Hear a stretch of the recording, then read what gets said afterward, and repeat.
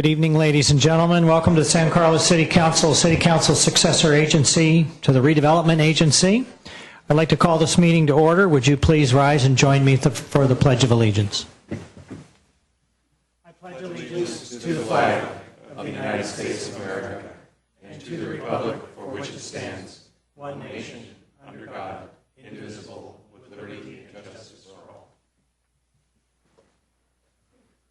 Do we have any changes to the order of the agenda tonight? No changes from staff this evening, Mr. Mayor. All right, thank you. Is there a report from closed session? Mr. Mayor, on item 2, which I attended, there's no reportable action, and I am informed that item 1, there was no reportable action as well. All right, thank you. Next is council communications. These are communications and announcements. They're just brief items from the members of the City Council regarding upcoming events in the community and correspondence that they have received. They are informational in nature and no action will be taken on these items at this meeting. So why don't we start with Matt? Nice to see you back, by the way. Thank you. I just have one item. I had a homeowner contact me, a fellow who owns an older home in San Carlos, and just as point of background, we don't have any houses officially that are on any kind of historical status relative to the city. There might be some that have chosen to do that through federal programs or state programs. But anyways, this fella has a house that if we had that kind of program would probably qualify. It's that old, and that's why he bought it. He contacted me because he's trying to do some remodel work and addition work, and part of it includes putting in a garage.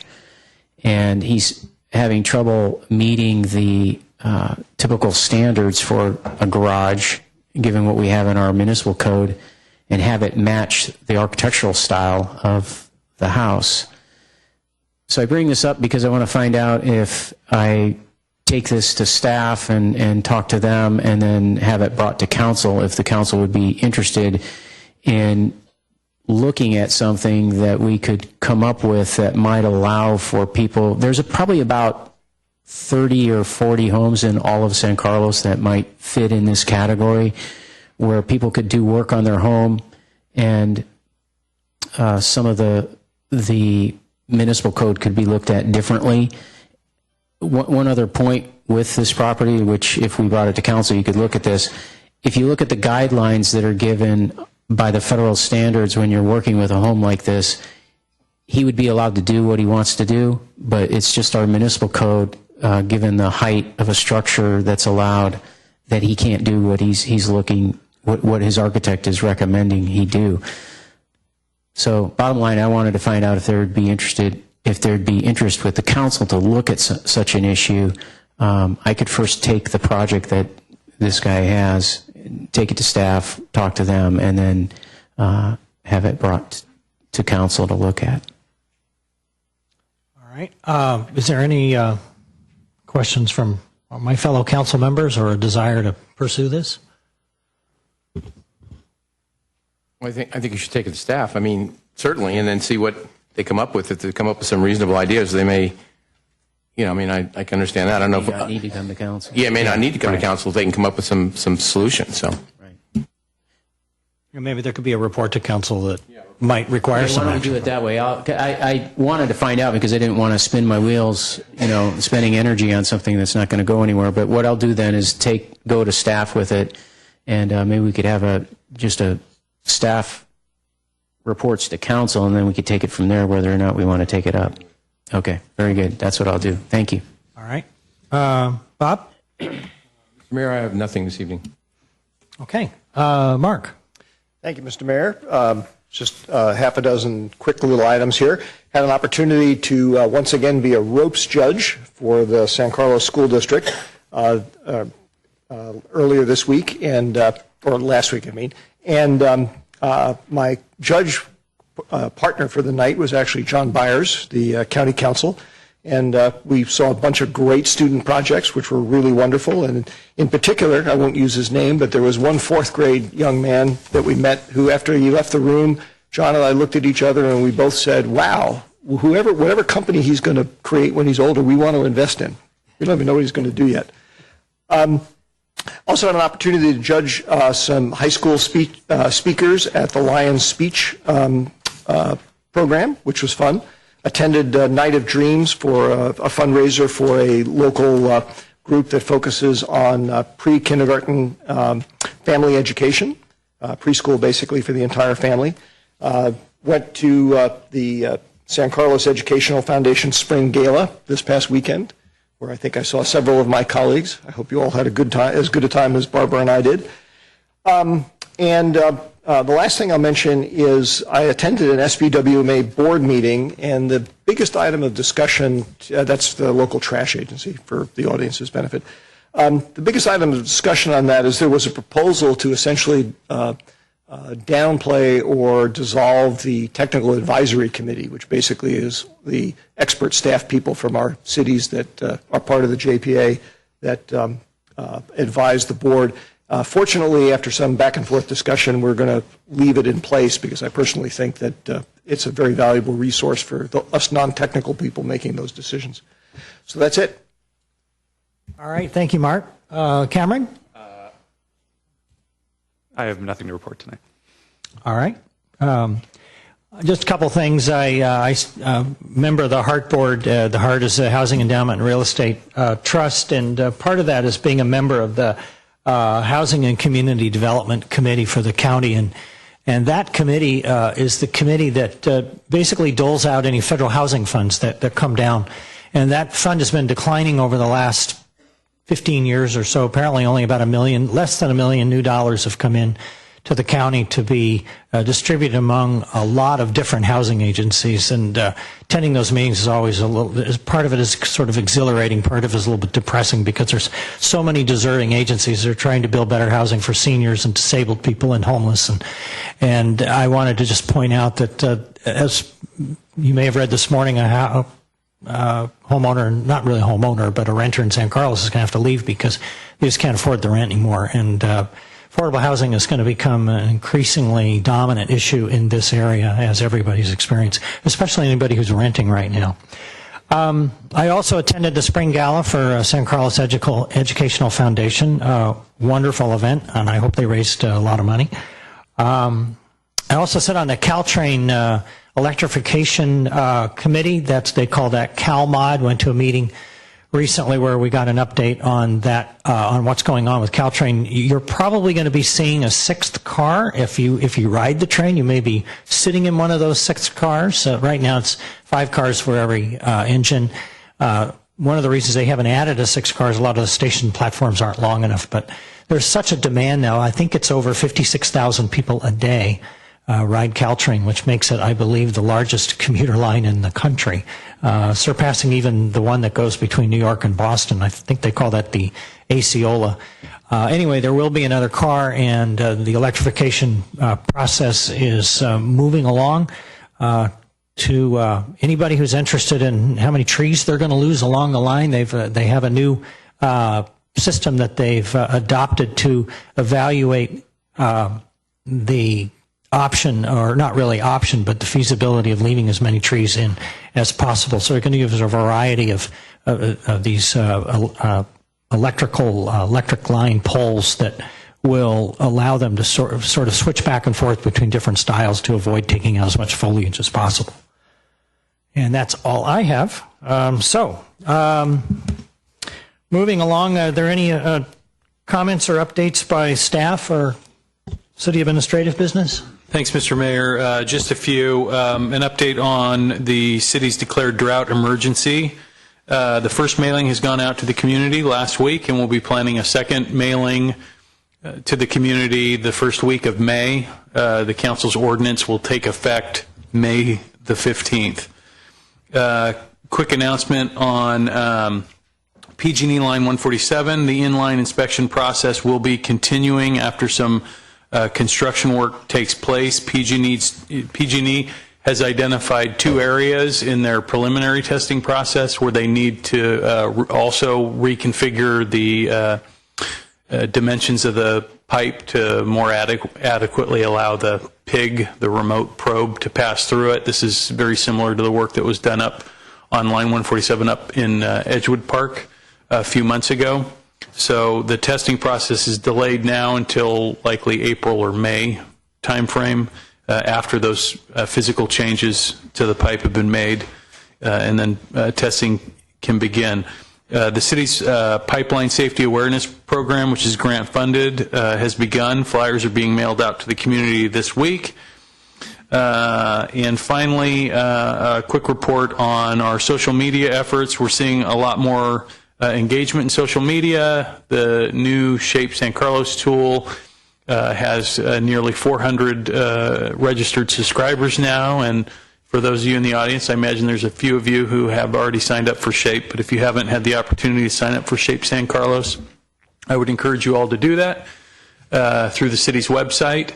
The city, on occasion, quite frequently posts various topics, including discussions about dogs and dog parks. And we collect the feedback from the community and then provide that feedback to the city council. So it's a great way for folks to be able to comment to their elected leaders. We know that not everybody can always make it to these regularly scheduled council meetings, so the important topics will be up on Shape, and hopefully you'll register and your voice will be heard. Thank you. All right, thank you. The next item on our agenda is a presentation to the American Red Cross. This is American Red Cross Month. I think we're supposed to have a representative of the Red Cross here, and you are here? All right, thank you. Well, we have a proclamation for you. I'm going to apologize in advance. I was pouring myself some water and some drops got on them. We'll get you a clean folder, but I'd like to come around and present that to you.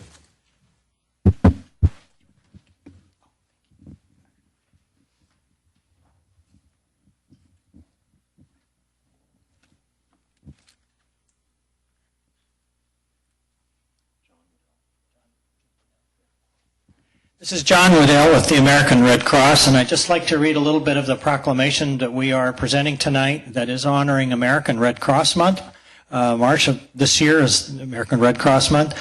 Whereas the Red Cross was founded in 1881 and is a leading voluntary agency chartered and authorized by Congress to act in times of need, providing compassionate assistance to people afflicted by personal, local, or national disasters. The American Red Cross Bay Area chapter works tirelessly with nearly 3,250 volunteers to support us when disaster strikes, when someone needs life-saving blood or comfort and a helping hand. John, I'm very proud to present this to you tonight, and would you like to say a few words? Thank you. So you hit some of the high points there, and I'd like to thank everyone in the community for their involvement, for all the volunteers, over 1,000 youth volunteers even in San Mateo County. So if people want to find out about Red Cross activities, to donate, blood drives, they can go on the web, Facebook, Twitter, etc. Thank you so much. All right. Thank you, John, and I sincerely hope we never need your services.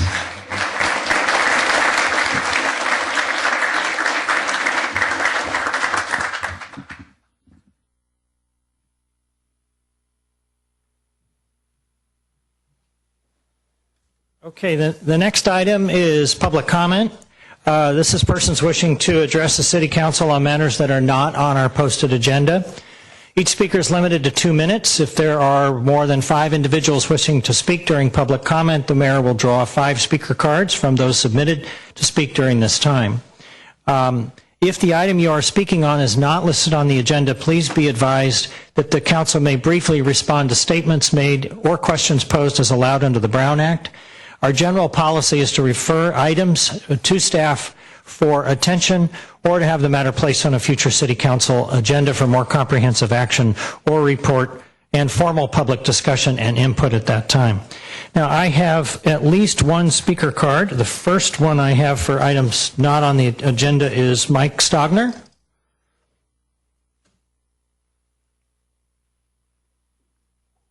Hello, Mike. Thank you, Mr. Mayor. Good evening, Council.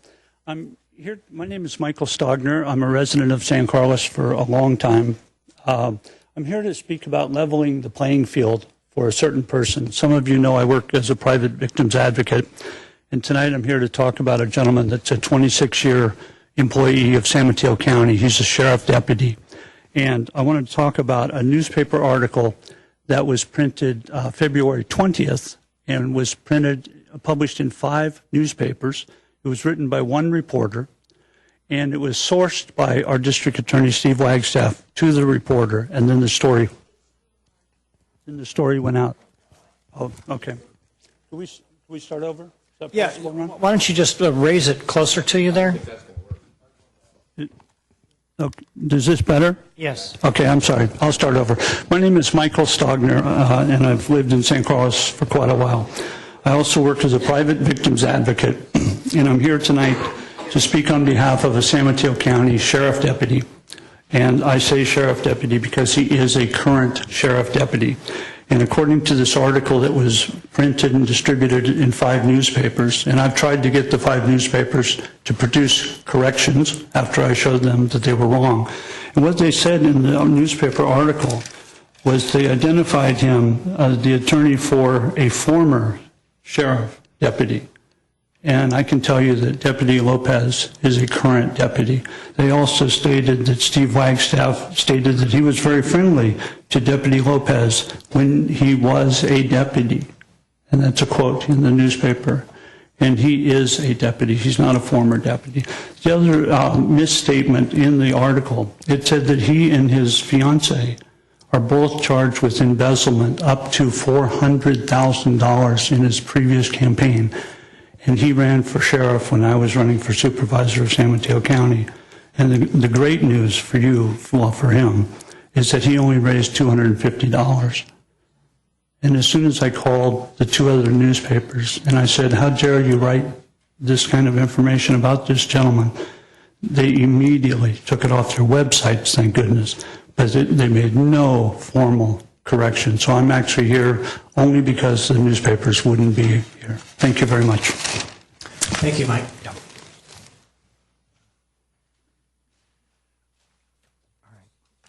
Next is Perry Keenan.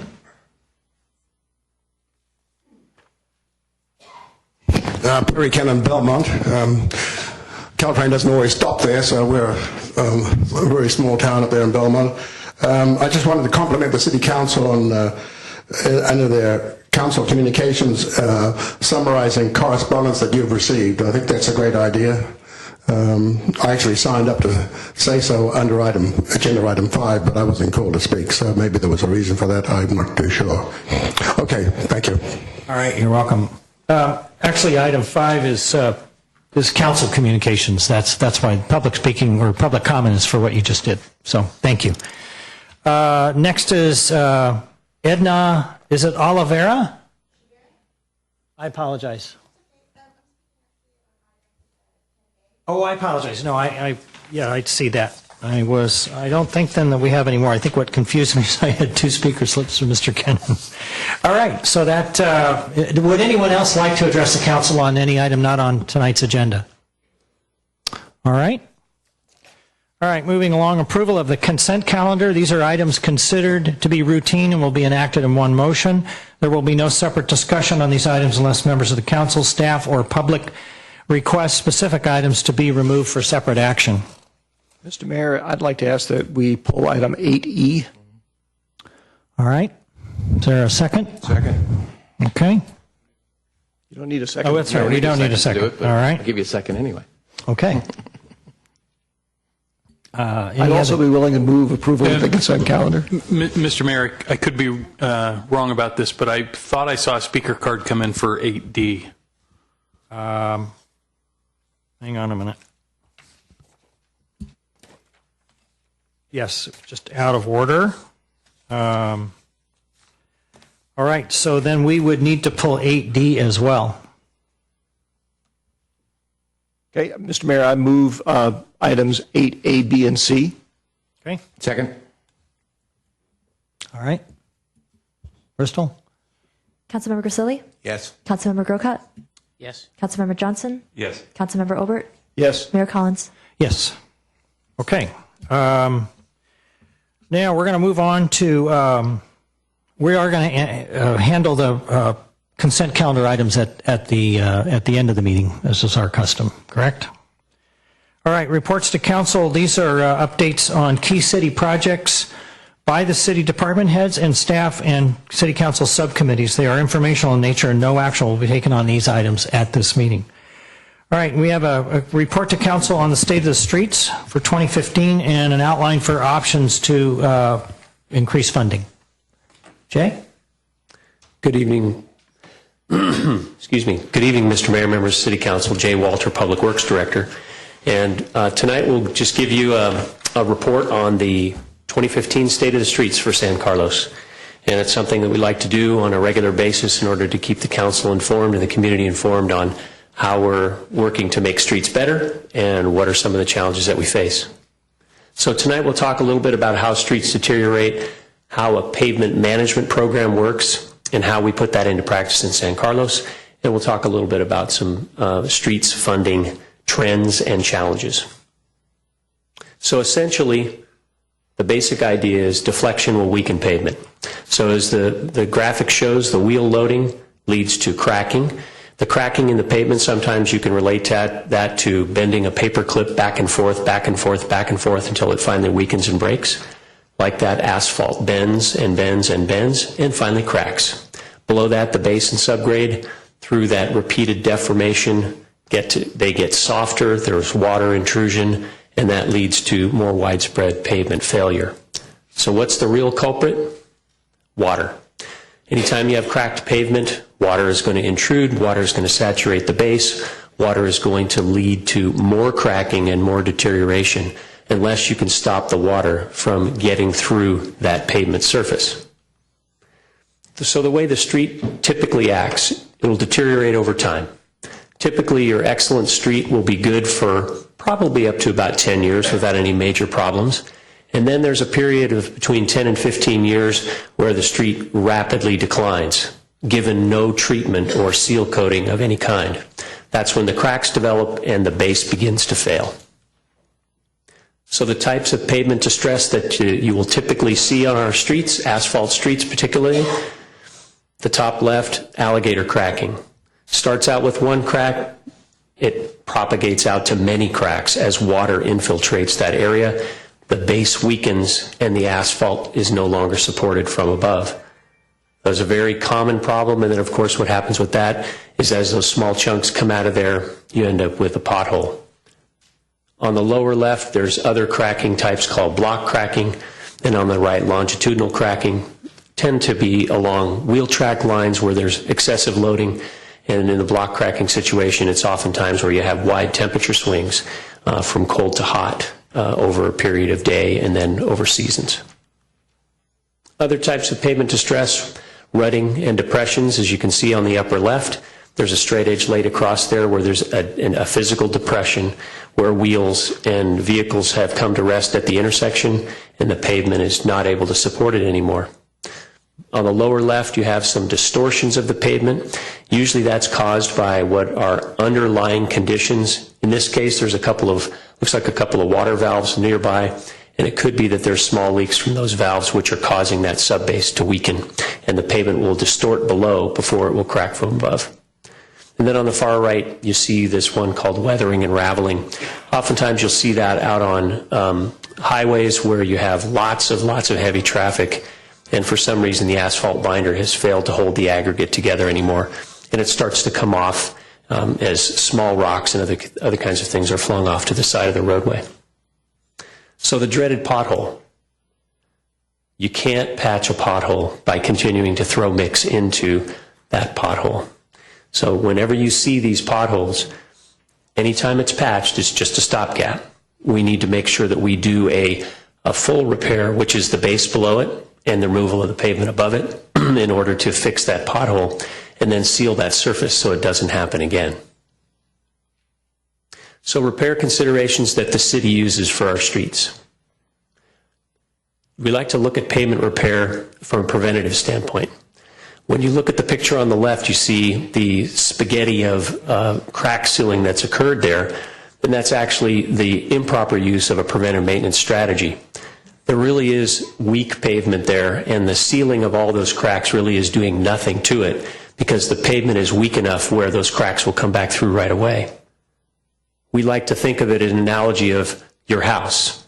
So if you take the time to properly prepare your house by scraping off the old paint, prepping and priming, and then repainting, sometimes replacing small pieces of the wood, and then repainting the house, you're going to end up with a longer lasting exterior finish rather than just simply letting that exterior of the house rot through, where you're going to have very, very costly repairs and possibly water damage to the inside of the house.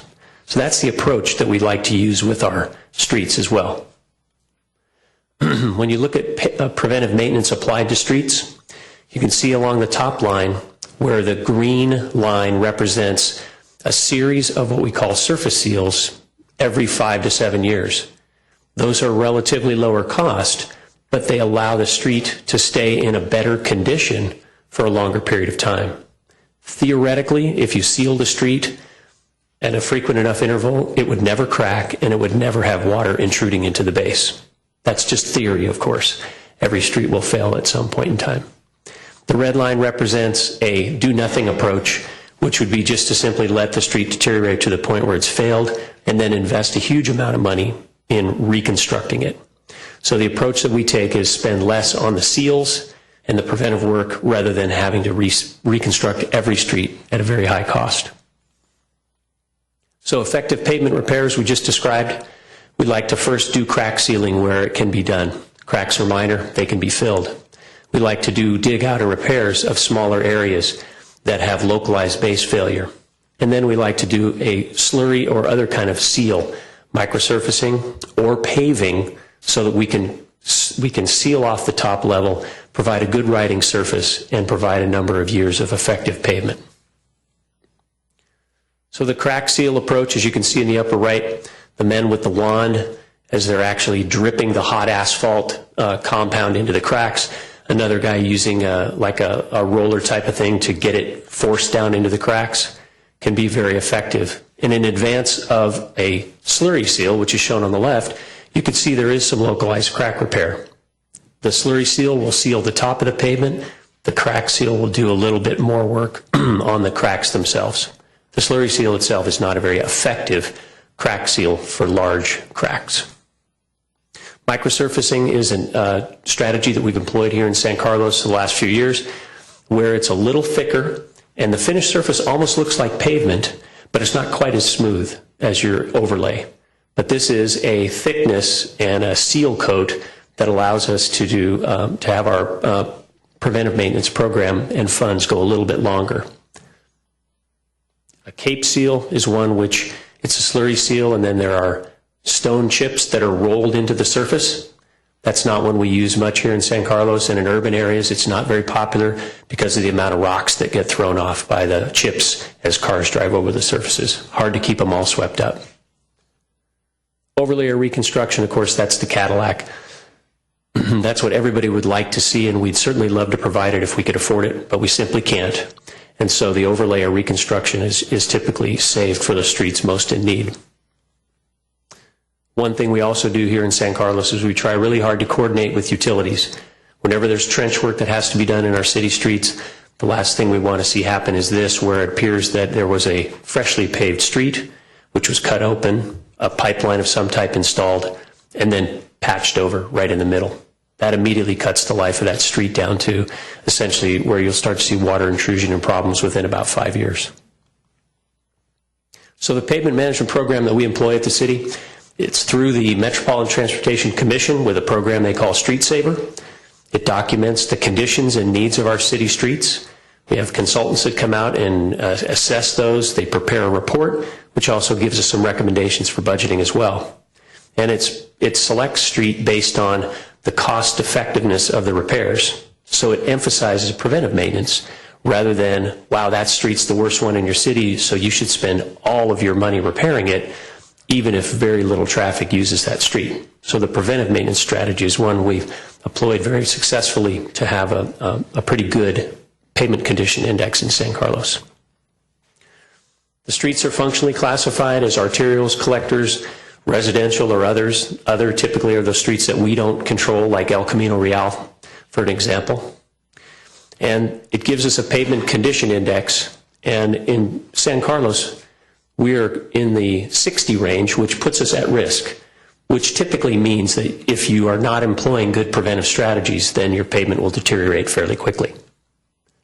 So in our roadway network, as you can see, the primary bulk of our streets are residential in nature, and they unfortunately have the lowest PCI.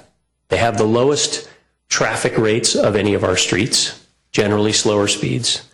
And so the work to keep them in good shape costs a lot more because there are more of them. And so what the city has been doing in the last few years is focusing on arterials and collectors. And as you can see, their pavement condition index are slightly better.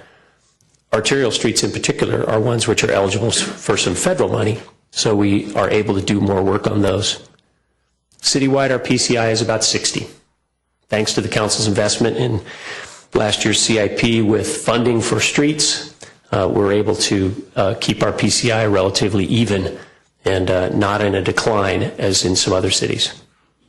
How do we rate in San Mateo County? Right now we're in about the bottom third with a 60 PCI. One of the things to note, for example, up in the top of the ranks, Foster City with an 80, a very much newer city than us. And so their streets have not had the chance to age nearly as much or take as much of the traffic and use as our city streets have. So looking at budget needs, our current investment of about $1.4 million per year keeps our PCI at 60. It's in the at-risk range, but it's a good score. If we slightly increased our amount, we could raise the PCI. One of the conversations that was had with the potential for a bond measure in San Carlos was if we could, according to our report, if we could invest $60 million over 5 years, we could raise the PCI to 86, which is in excellent condition. That's a lot to invest in a short amount of time, but you can see the dramatic effect that it could have. And I think you'd get the residents all upset at you because we'd be paving every street at the same time. So not maybe the best idea. No annual investment causes that PCI to drop.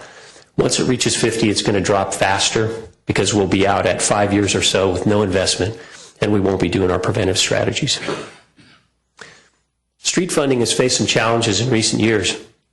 One of them in particular has been the requirement for ADA ramps to be installed at corners when we have paving projects which essentially alter the streets. That takes away from some of the money that can be used for paving, but it is a requirement by the federal, the ADA guidelines. There's also been an emphasis on complete streets lately, which is considering other modes of transportation such as pedestrians and bicyclists as well as vehicles on our streets. So some improvements are related to that. There will be, as part of the next stormwater permit, a likely requirement to do some green street improvements, which are ways to filter stormwater before it reaches storm drains and creeks. And the picture in the lower portion of the screen shows some work that we recently completed over on Branston Avenue, which was a pilot project to help reduce the PCB loading to the stormwater system by allowing it to filter through these landscaped areas down before it would drain away. And that's going to be something which we'll see as the new permit is adopted later this year, a requirement for some Green Street work that we'll have to do. And the other challenge is that we've just recently heard that there will be a decline in the highway user tax revenues that come to the city for the next few years. So our current funding sources, the state gas tax that's allocated to the city, estimated at about $960,000 per year in the current budget. The highway user tax revenues that we've been told about recently, the estimate for 2014-15 is going to revise down to about $830,000. And then in 2015-16, we'll be down to the $640,000 range. So quite a steep decline from what was being expected last year. One of the issues and the reason the revenue is declining is because gasoline prices have been falling and because, gasoline consumption has been declining. With the rise in hybrid vehicles and things like that, one of the things that happens with this formula now, since the state changed it in 2011, is that there's an after-the-fact true-up, which it reflects the actual sales that took place. And so because the numbers went down, the sales were down, we're getting less money back to be able to use on our streets. City General Fund is a very generous source of revenue for our street repair. We also have the opportunity to look at rubberized asphalt grants which use recycled tires. The key to that is that we would get a maximum of about $250,000 per project, and it pays the difference between the cost of the rubberized asphalt and the regular asphalt. And some of our arterial streets are eligible for extra federal funds, which is the federal gas tax, which is then allocated to the states and made available for projects that way. Potential funding sources, there's always technology advances. One of the things that, especially out on the open road, that we're seeing more of is recycling of pavement materials, cold in place or hot in place. Part of that is, for our community, part of the problem with that is large pieces of equipment which can't navigate our city streets very well. So it's not a very practical alternative yet, but I think that the industry will respond to that. We're constantly looking for sources to help repair our streets outside of the current budget. We have been able to get a couple of grants in the last few years that have helped extend the repairs that we've been trying to do.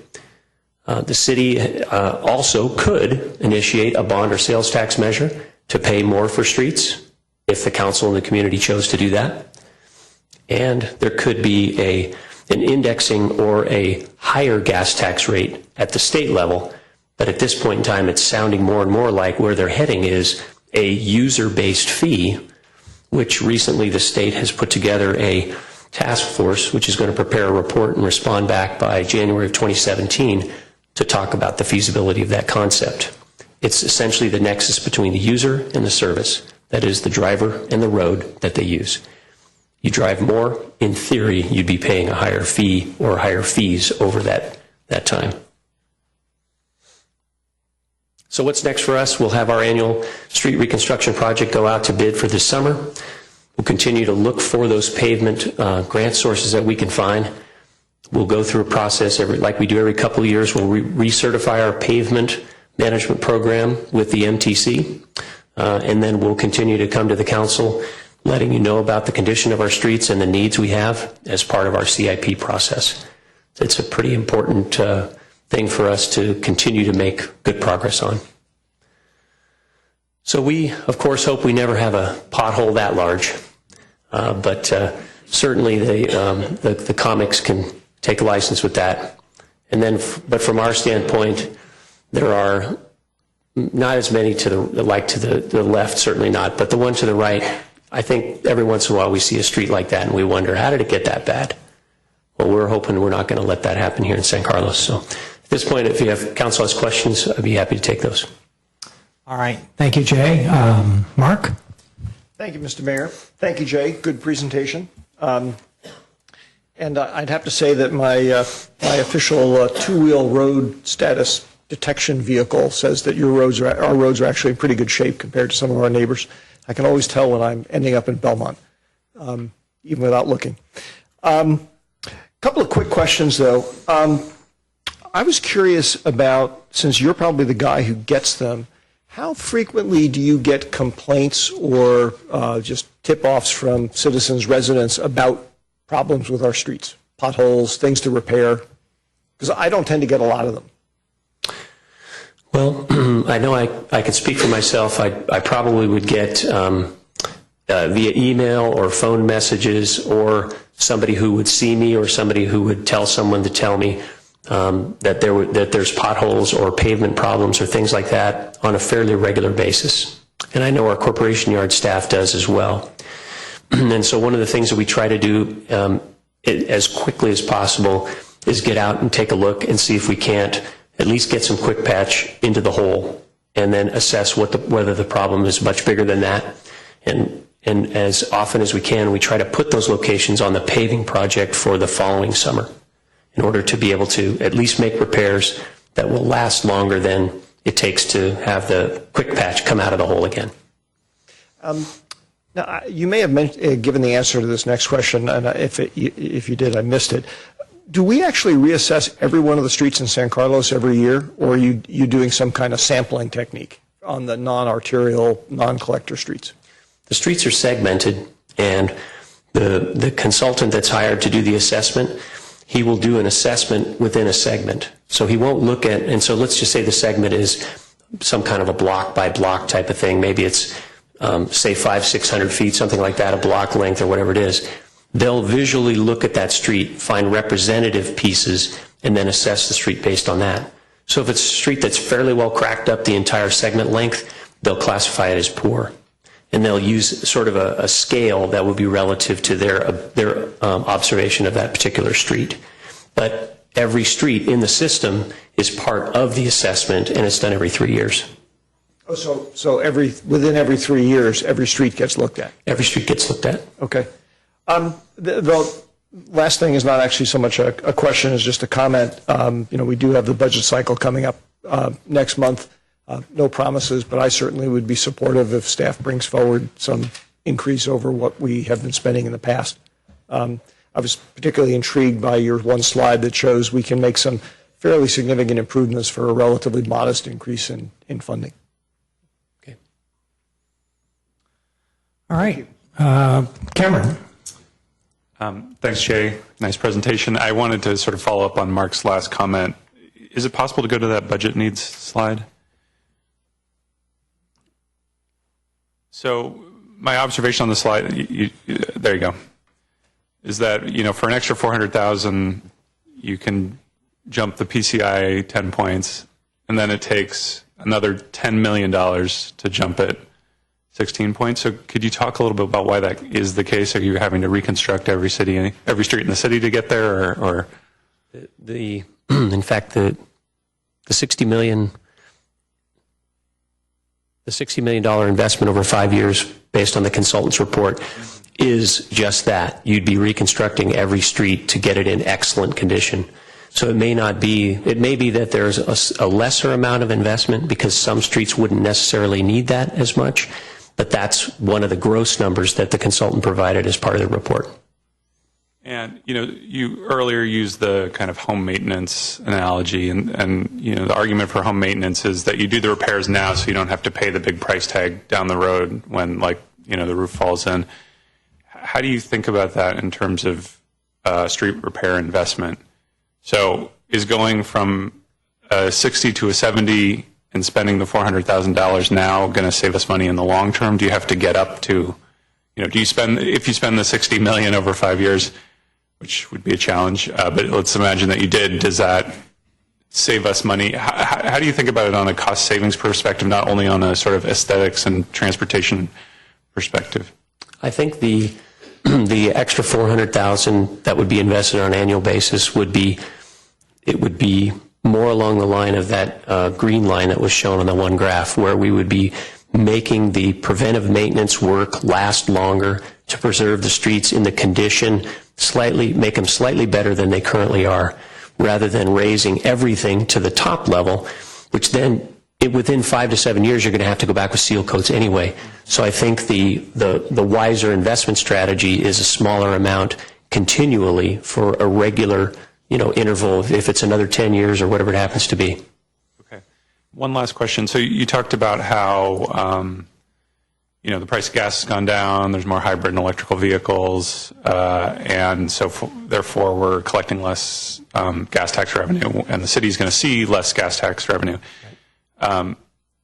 So does that mean that even if we funded streets at the same level, we would expect a higher percentage contribution from the general fund going forward? That would be my assumption, yes. Okay. And so the numbers you were quoting, just to refresh my memory, it was about $950,000 we're getting now, and you think that's going to go down a few $100,000 over the next couple of years? It looks to go down by a total for the 2015-16 year, which is next fiscal year. It would be down over $300,000 from where we currently are. I see. So from a net effect to the budget, we're having to fill that hole, no pun intended, and then add more on top of it, potentially, if we wanted to get to a higher PCI. That's correct. Okay. All right, thanks. All right, thanks, Cameron. Matt? I had just 2 questions. One, everything in the report focuses on asphalt, which I understand because all our roads in San Carlos are asphalt. But could you speak to what the difference is if we had, there's other ways to build a road, concrete being one of them. Is there anything that we should possibly be looking at to increase the longevity and cost of our streets and roads in San Carlos? In practice, the Portland cement concrete roadways have a longer initial life before deterioration begins to occur. So that's the reason many of the state highways are built with concrete pavement. Of course, it's much thicker because it's designed to carry much heavier loads, and so it has a much higher initial cost to essentially put it in place. But you have a lower sort of year-upon-year maintenance cost until you get out a little ways, probably 2 to 3 times as long before you need to do any kind of preventive type work. But one of the things that and maybe I should have included it on my slide as far as technology advancement goes, but the industry is trying to do some thin concrete overlays for asphalt streets. There's been some mixed success, and the main reason is because the thickness of that concrete, it depends so much on the stability of the base below it that you have to do a lot of repair work before that becomes a very effective strategy. And concrete pavement tends to require larger equipment to be able to put it down than some of the asphalt pavement does. But essentially, if you had concrete streets, then they would likely last longer and require less preventive maintenance over their lives. But then they tend to fail very catastrophically, as you note on some highways that seem to fall apart, within a year or so of your last time you traveled on it. The only place I've been, actually, that I've noticed concrete roadways and streets is in the Oakland and Berkeley Hills. There are some.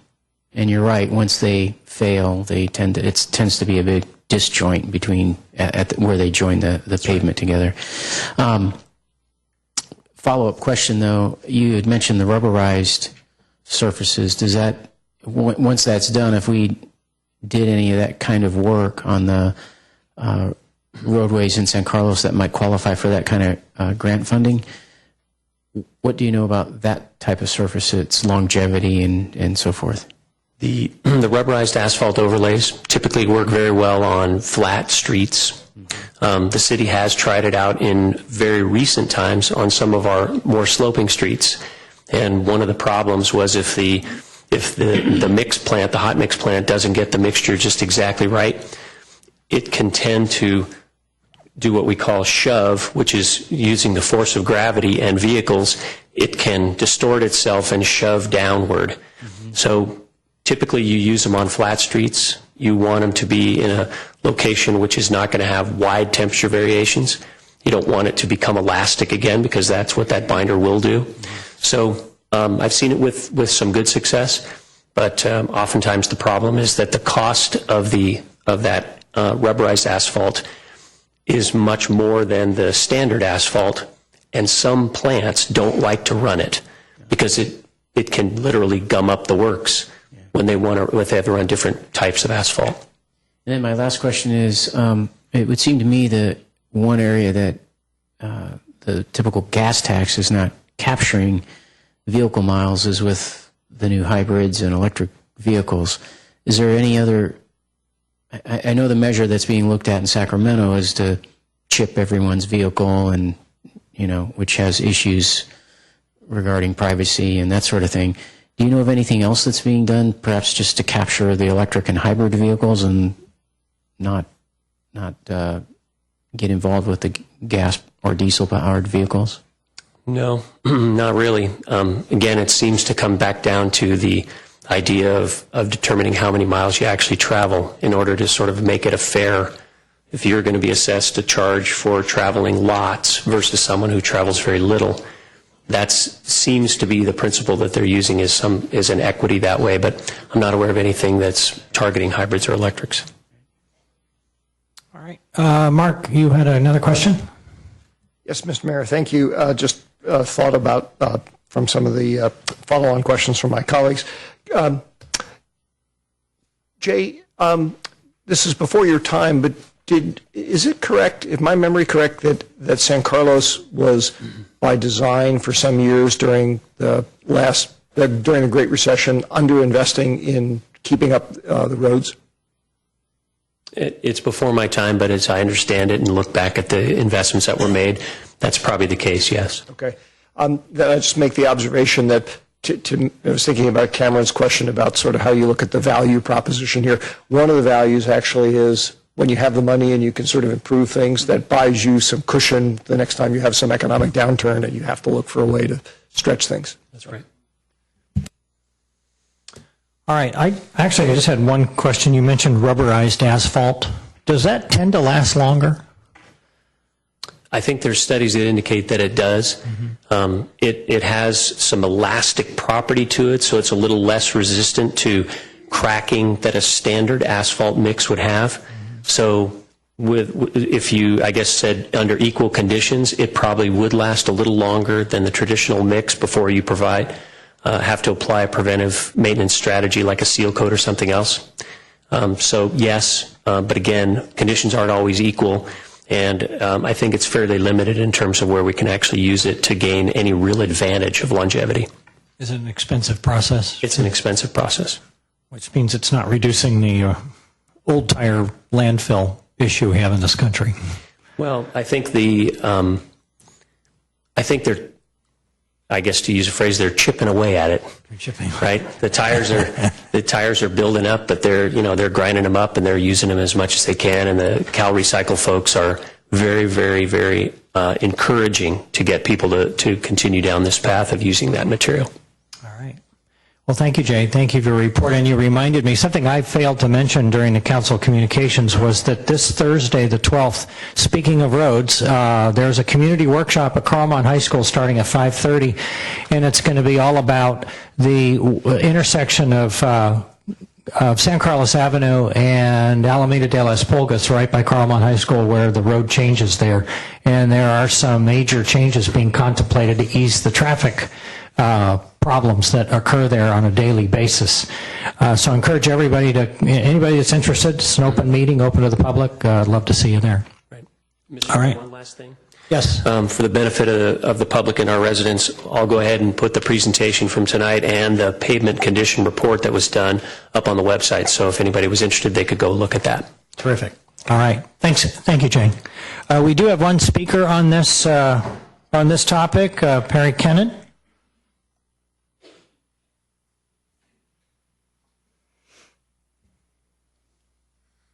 Belmont roads are pretty bad. Our PCI is 56, and I think it's going to drop to about 49. And I have studied a PCI report, and I know quite a lot about PCI. When you say you have an average PCI of 60, that hides a multitude of sins. Averages can conceal all sorts of problems. If you tried to work out the average biology of a human being, I don't know what you'd come up with. But what you really need to see is that the percentage of roads in the 75 to 100, 50 to 75, 25 to 50, and below 25. You need to see the breakdown in those, and you need to see it by category: residential, collector, and arterial. I just got back from the South Pacific. The roads down there are 10 times better than here. I was in Iran in April. The roads are better there than they are here. The roads in America are a disgrace, with the exception perhaps of Houston, where concrete seems to flow from one end of the city to the other. I think you need a bit of help with Sacramento. They need a jibe. It was my understanding that the gasoline tax, a lot of it is so many cents per gallon. And with inflation, the cost of repairing roads has gone up. But because in this country everyone says we're against taxes, the cents per mile have remained the same. I think it's about time that cities like the city and the city next door asked Sacramento if a county could arbitrarily, with a measure, put before the voters if they're willing to pay an extra 5 cents a gallon in their county. And because you need revenue. The roads aren't going anywhere. You need revenue. So I would be trying to bend Jerry Hill's ear to say we need something innovative. If the taxpayers don't support it, let them live with lousy roads. But at least they get the choice. Thank you, Mr. Kennan. Okay, right on 2 minutes. How about that? All right. Let's see. Moving on. We are now at new business, item 10A, consideration of approving the use of City Hall Park as an off-leash dog exercise area and approve funding to fence the area. Christine Boland. Mr. Mayor, members of the council, it's very hard to follow Mr. Walter in that asphalt report, but I'll give it a shot. The request for you this evening is to endorse the Parks and Recreation Commission to recommendation to relocate the off-leash dog exercise area formerly at Burton Park and Highlands Park and to City Hall here, and to fund fencing in the amount up to $80,000. This item is currently in the city's capital improvement program as a dog park design monies, and it's up to $80,000. So I'm asking for a swap for to fund fencing. There's plenty of information in the background and analysis for this item, and I believe you have quite a few speakers on this issue. Happy to answer any questions you may have. All right. Any questions of Christine? Yes, Bob. Thank you, Mr. Mayor. Christine, the $80,000 looks like we have 43. I'm a little confused. This estimate by offense says 43,000, and then there's one for 62. The 62 is okay. So the first one is just a basic black chain link. Mm-hmm. The second one is an upgrade for more of an ornamental iron paneled fence, which because of the campus and because it's City Hall, we believe that it would be a visually appealing fence for this campus. So you're basically asking for up to 80,000 and probably looking at the 62. So we have a little map here, I guess, or a little picture or an aerial picture in our packet. Yes, that is not to scale. Okay. So I see these black lines that are drawn. Right. So am I assuming that the interior of those black lines would be the dog park? Correct. So so all the landscaping that's there would stay the way it is until it sort of went away when they all ran around, or we're going to do something else to it? I mean, I'm just asking these questions. So. Sure. That line represents the fence. However, we've got irrigation lines in there. So the reason why I say it's rough is because we may have to move in a few feet or move out a few feet according to where the irrigation lies. Okay. But it looks like it's going to take approximately 75%, not even 80% of the park. Yes. Okay. Thank you, Mr. Mayor. All right. Mark. Sorry. Thank you, Mr. Mayor. Christine, the proposal here basically, is it going to be subject to review at some point down the road, or what? This proposal is to give the off-leash dog folks a place to go while we review other parks and other city land. We've got an opportunity perhaps up at Vista Park we can look at again. The commission was more focused on Arguello Park at their last meeting, so we can look at Vista again. We'll also be looking at more of a permanent location, and that would probably require more of a larger capital budget item. Okay, thank you. Next question is, what protocol process, what are we planning on doing on the cleanup side of things? And the reason I ask is because on the one hand, City Hall Park is a relatively lightly used park from at least most days, in my experience. But on the other hand, it's also right in front of City Hall. That's sort of central to downtown. And so how are you planning on addressing the issue of keeping it relatively clean? Well, we do have rules. We've got rules for off-leash and on-leash. Everyone is required by municipal code to clean up after their dogs. We also would retain the services of Gachina for landscaping maintenance. So therefore, the park should remain clean as it is now. What, if any, enforcement provisions are you planning on applying, or resources are you planning on applying? Enforcement? I suppose if a person does not clean up after their dog and they have a witness, such as a police officer, they could be cited. I'm just thinking back to some of the comments that came in from when we were running the experiment at Burton and at Highlands. I mean, those are, and it's not unique to dog parks by any means. I mean, every rule requires some enforcement side on it because not everybody follows the rules. So I'm a little confused about it sounds like we're not actually planning on much in the way of enforcement activity. We're not planning now because we have such a commitment from this group, the Responsible Dog Owners of San Carlos. And like before, if there were issues getting out of hand, I would reach out to that group to have them step up their enforcement and keeping the park clean. So I'm relying on a volunteer group, and hopefully they will come through. Okay. And last question, at least for now, is what current, if any, current uses does this displace? And I'm not talking about casual use of people coming to enjoy the park, which I see people sitting in over the course of any given day. Are there any planned events or activities that regularly use that park or irregularly use it that would no longer be able to use it? The only group I can think of at this point, and they do have a application in for the end of the month, is the Lions Club Egg Hunt. So we will most likely hold that at the end of the month and then look for an alternative location. That's the only one. That's it. Okay. Thank you. Thank you, Mr. Mayor. All right. Matt? The question I have is, when the dog park was at Burton, there was no need for putting in fencing because it already existed. Correct. So, especially based on your earlier comments or answers to other council members, it looks like we're talking about putting in a fence for something that is on a trial basis. Do I read that right? I left out the word temporary in the staff report just for the reason that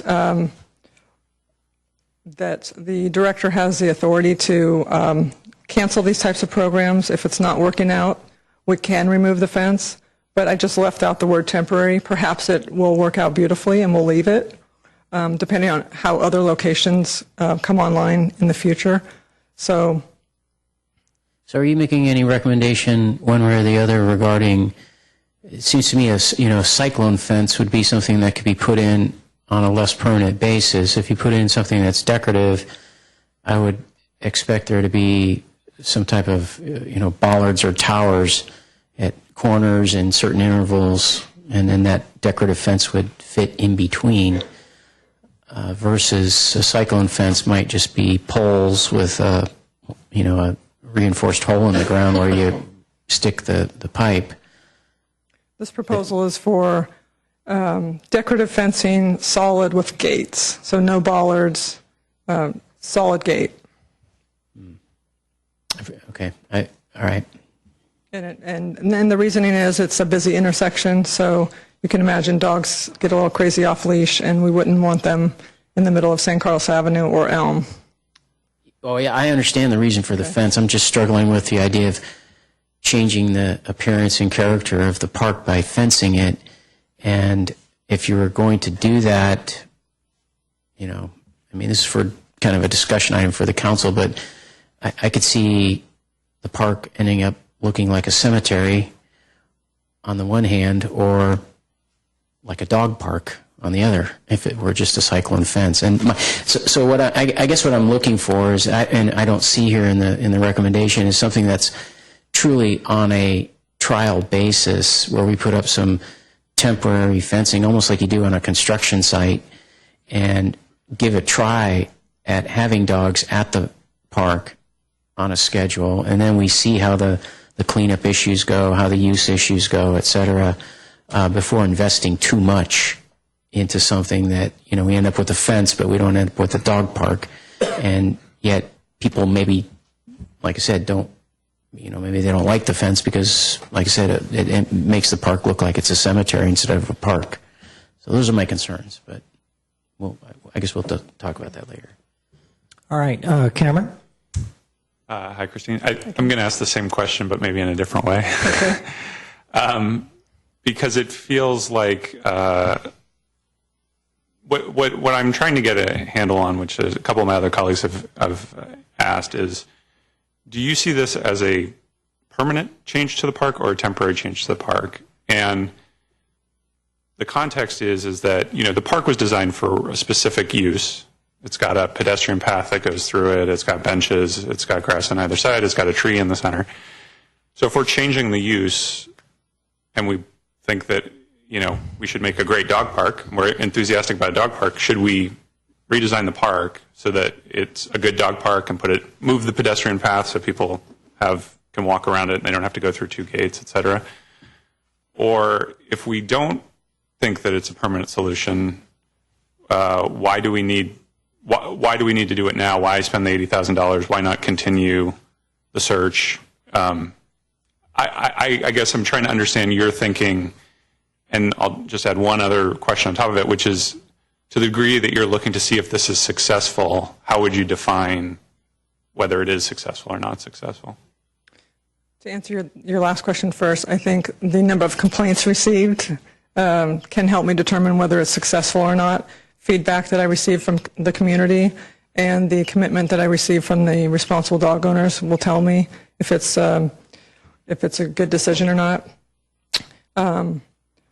Talking about the why now, why fence it now instead of waiting? Because the other locations aren't perfect. There's no downtown location. There's nothing really flat in this area. We've got a couple locations in mind, but they're up on a hill.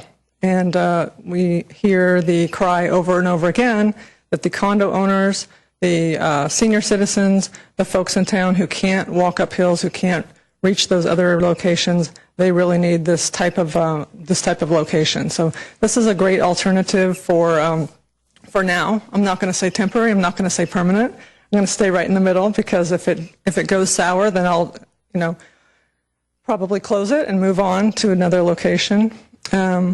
But if it's successful, we'll leave it there. And so the future remains to be seen. And I think we have a great commitment from this group now.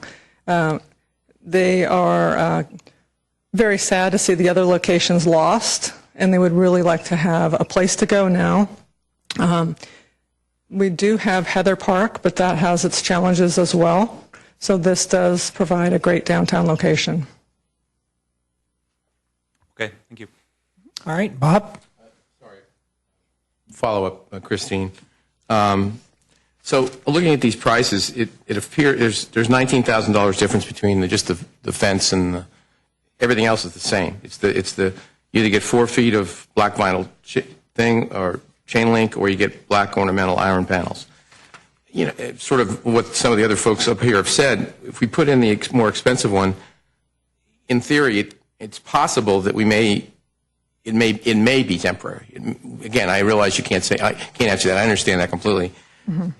And I'm doubtful that we could put in the first one and just for $19,000 more, but maybe put in the other one. I don't see a breakdown here, so I don't know if that's possible. Do you have any thought to that? Whether we can put in, I'm sorry, whether we could. Sure. The base price is $43,000. Right.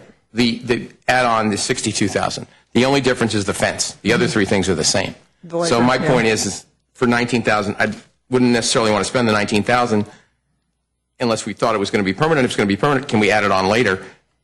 Add the $19,000. In other words, would it only cost $19,000 to upgrade it? To upgrade it. I don't know that that's true because of other things that they would have to do. All the equipment's the same. It's labor. We're paying a premium for labor. This is prevailing wages. So that's why the rates are high. Mm-hmm. So the answer is no. They would have to rip out one fence and put in another. And it would be more than you anticipated. It'd be more than $19,000 then. Yes. All right. Again, I asked the question. Okay. Thank you. You're welcome. All right. I had a question. I was trying to find out, or find in the staff report. I didn't seem to find it. Any mention of the ongoing cost to maintain this, the inside of this off-leash area on an annual basis? I mean, I understand that my assumption is the dog owners are going to be 100% compliance, but still there's going to be some maintenance issues. And I'm just wondering what sort of What sort of budget do you think, would you anticipate that we would need to keep this looking attractive? This is, we're not requiring or increasing any parks maintenance there now or in the future. This will be under the current contract unless we see an issue. I don't imagine the grass will sustain itself what it looks like right now, and that's due to the heavy use, future use. But at this time, there's no increase in maintenance proposed. So it's going to sort of be a sort of a wait and see type of thing. I see Jay nodding his head. Yes. All right. All right, Christine, thank you. Thank you. Jeff, you look like maybe there's something you wanted to add? Not especially, Mr. Mayor. I was just listening and thinking about all the various questions and understanding the position that Christine is in tonight over the word permanent versus temporary. There is no such thing as a permanent use in one of our parks. All uses are temporary. They're subject to decisions that are delegated to staff in the municipal code and, of course, within the purview of the San Carlos City Council. So our goal here is to have a permanent home for this. That's the goal. And to achieve that goal, the program will have to work for our dog owners in town as well as the community in aggregate. And one of the reasons that we're proposing a nicer fence is to help ensure that there's a good transition, that we make every effort to have this program work at this location, recognizing that City Hall Park is an underutilized park in town. It doesn't have a playground. It doesn't have any athletic fields, and those two components are where historically we see problems with off-leash dogs and other uses. When you have off-leash dogs around playgrounds, you have parents with toddlers that are very sensitive to dogs running up to their child or somebody getting knocked over. When you have athletic fields, you have the unfortunate incident of the kid laying out in center field for a fly ball and coming up with more than he bargained for. And so we felt that this was a unique location relative to the property that we own right now. We feel that our current maintenance contract should, we hope, be able to keep up with the routine maintenance of the park moving forward, but that's something that we'll certainly be monitoring.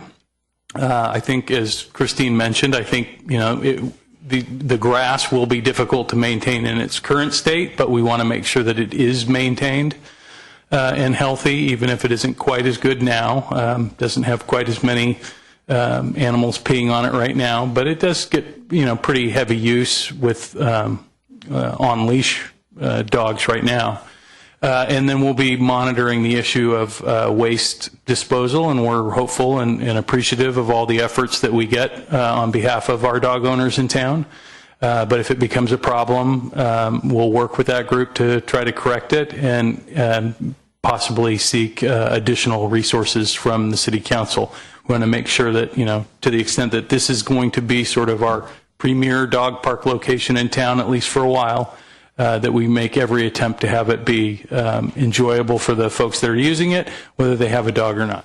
All right. And I assume that in the worst case and the program didn't work out and we abandon it, it doesn't necessarily mean that the fence has to come down if it's a decorative fence. True. Right. Okay. All right. Thank you, Christine. Thanks, Christine. All right. We have some people who would like to speak, and the first one is Edna Shavira. Did I get it right that time? Yes. Come on up, Edna.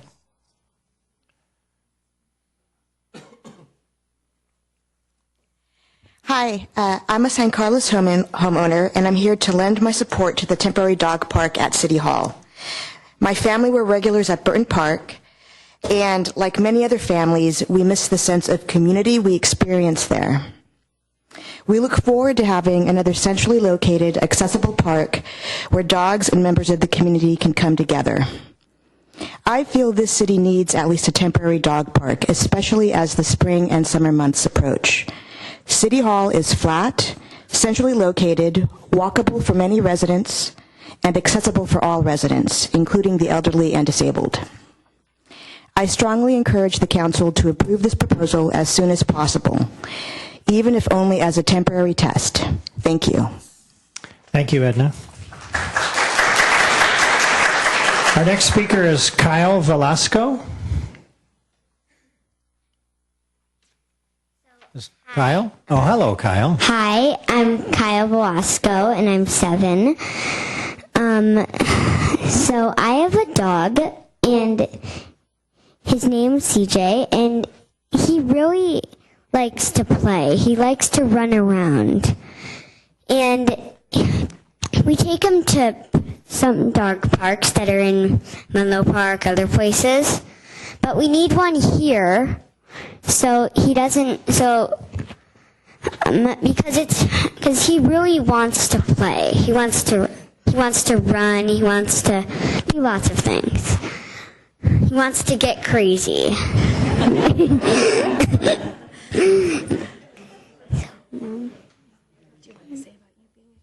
Yeah, so I'm a kid, and you know that, and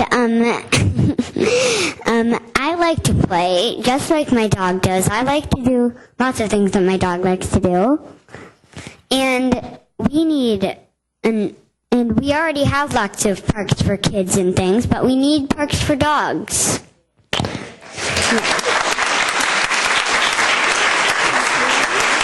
Thank you, Kyle. Well said. Next we have Kurt Hemmingson. Apologize if I butchered your name there. Mr. Mayor, council members, this is a tough act to follow, Kyle. I'm a St. Carlos resident for 8 years. I got 2 little dogs. I walk them occasionally in our, most frequently in our neighborhood. I echo what City Manager Jeff Maltby said about the location of this proposed site, away from athletic fields and playgrounds. I think what Kyle said is we need a place to take our dogs, and it's not an easy choice. We recognize that.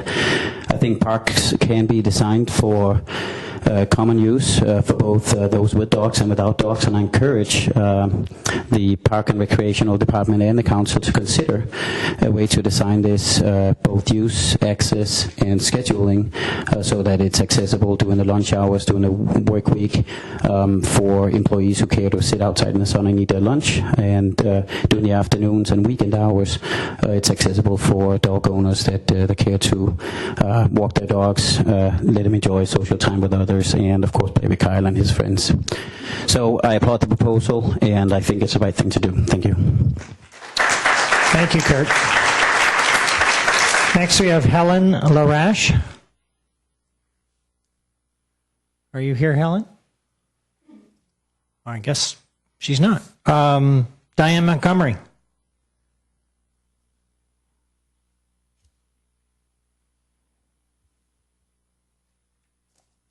Hi, I'm Diane Montgomery, responsible dog owner of San Carlos, and that name was given to a dog group 8 years ago when we started soliciting the city for a dog area. We never called it a dog park. We don't want the Palace of Versailles or anything. We don't need agility testing. We wanted grass, time, and space. That's it.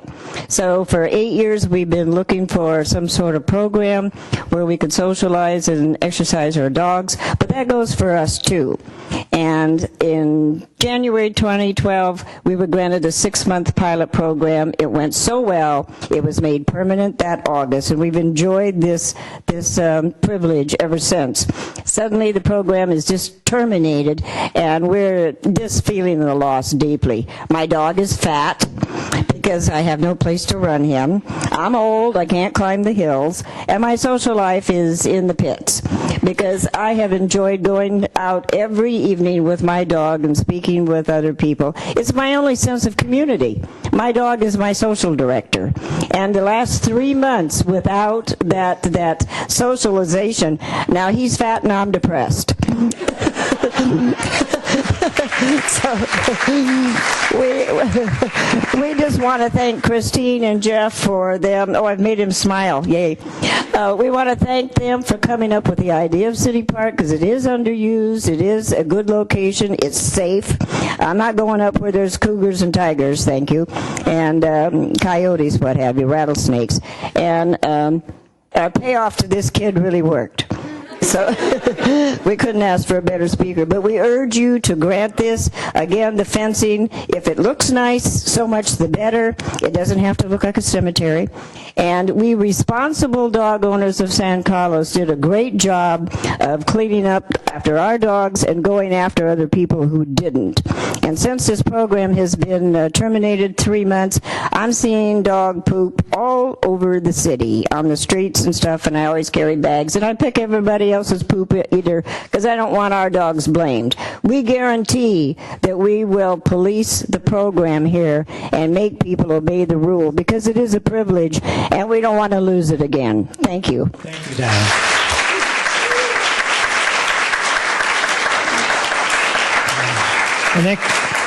The next speaker is Jan McKim. Is Jan here? She'll be right up.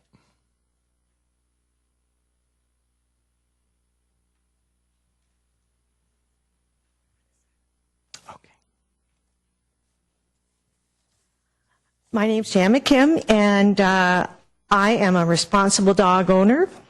And in trying to make sense of the proposal before you tonight, I wish I could make this humorous, but I have some questions. The fence around City Hall represents 75% of the park, and I don't know, when my dog gets out there and plays, she's going to be bumping into the fence. And if there's any way you could expand the fence to be up to the sidewalk, I don't see why that would be a problem, especially if you go with the black vinyl chain link, which would match all the other fences in the central Burton Park area. I don't see a need to go with the black ornamental iron panels, which cost $19,000 more. You could use that money towards expanding the fence to be a bigger area. Those would be considerations that I hope you will consider. But I, too, am very much missing the camaraderie and the area that we had at Burton Park. I know we have to change. I'm just hoping that the change isn't a waste of money, and I'm hoping that we will eventually have a permanent dog park so that, did you know that there are more dogs in San Carlos than there are children? Really? Did you know that? I read that, and... we all know that because we all walk precincts. You all... Oh, okay. Well, see, what do I know? But anyway, I do know that. And as you can see, there's a lot of us here tonight. There's a lot of us who couldn't be here tonight. And we just really miss having a dog park. So I think you're getting the message. Thank you. I think Thank you, started Jan. Nicole Davis. Mr. Mayor, City Council, thank you for affording me the opportunity to address you this evening. I wasn't exactly planning on speaking. In fact, I don't know that I've ever addressed a council before. Forgive my nerves. I just wanted to reiterate the importance of the San Carlos Dog Park, and I understand that you all know that it's an important thing. But something that I found to be true in this particular community when I experienced the dog park for about 8 months was that it wasn't just about going out and exercising our dogs, although I will tell you that my nights have become more sleepless since we don't have the dog park because we just don't get out and get to play enough. But perhaps more importantly was the ability for youngsters like Kyle, I apologize, to speak with older members of the community in ways that you don't see on the ballpark or on the bocce courts or any other environment. I really found that very unique, that young children could gain wisdom from older adults in a community setting that I think most communities strive for.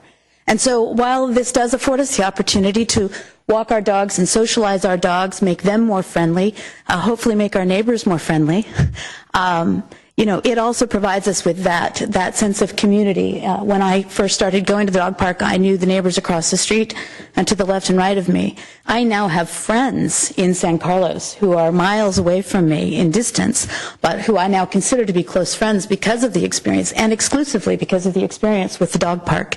So on the soft side of this, I would ask that you consider those factors in making your decision. Also, I'd like to say that I know a lot of the folks who use those facilities are quite willing to participate in workday activities. They are quite willing to stand up and make contributions, if they can't of their time, certainly of their money, and are exceedingly interested in making this a successful endeavor for both the city and for the participants of the park. So, again, I thank you for the ability to address you, and I appreciate your consideration of this matter.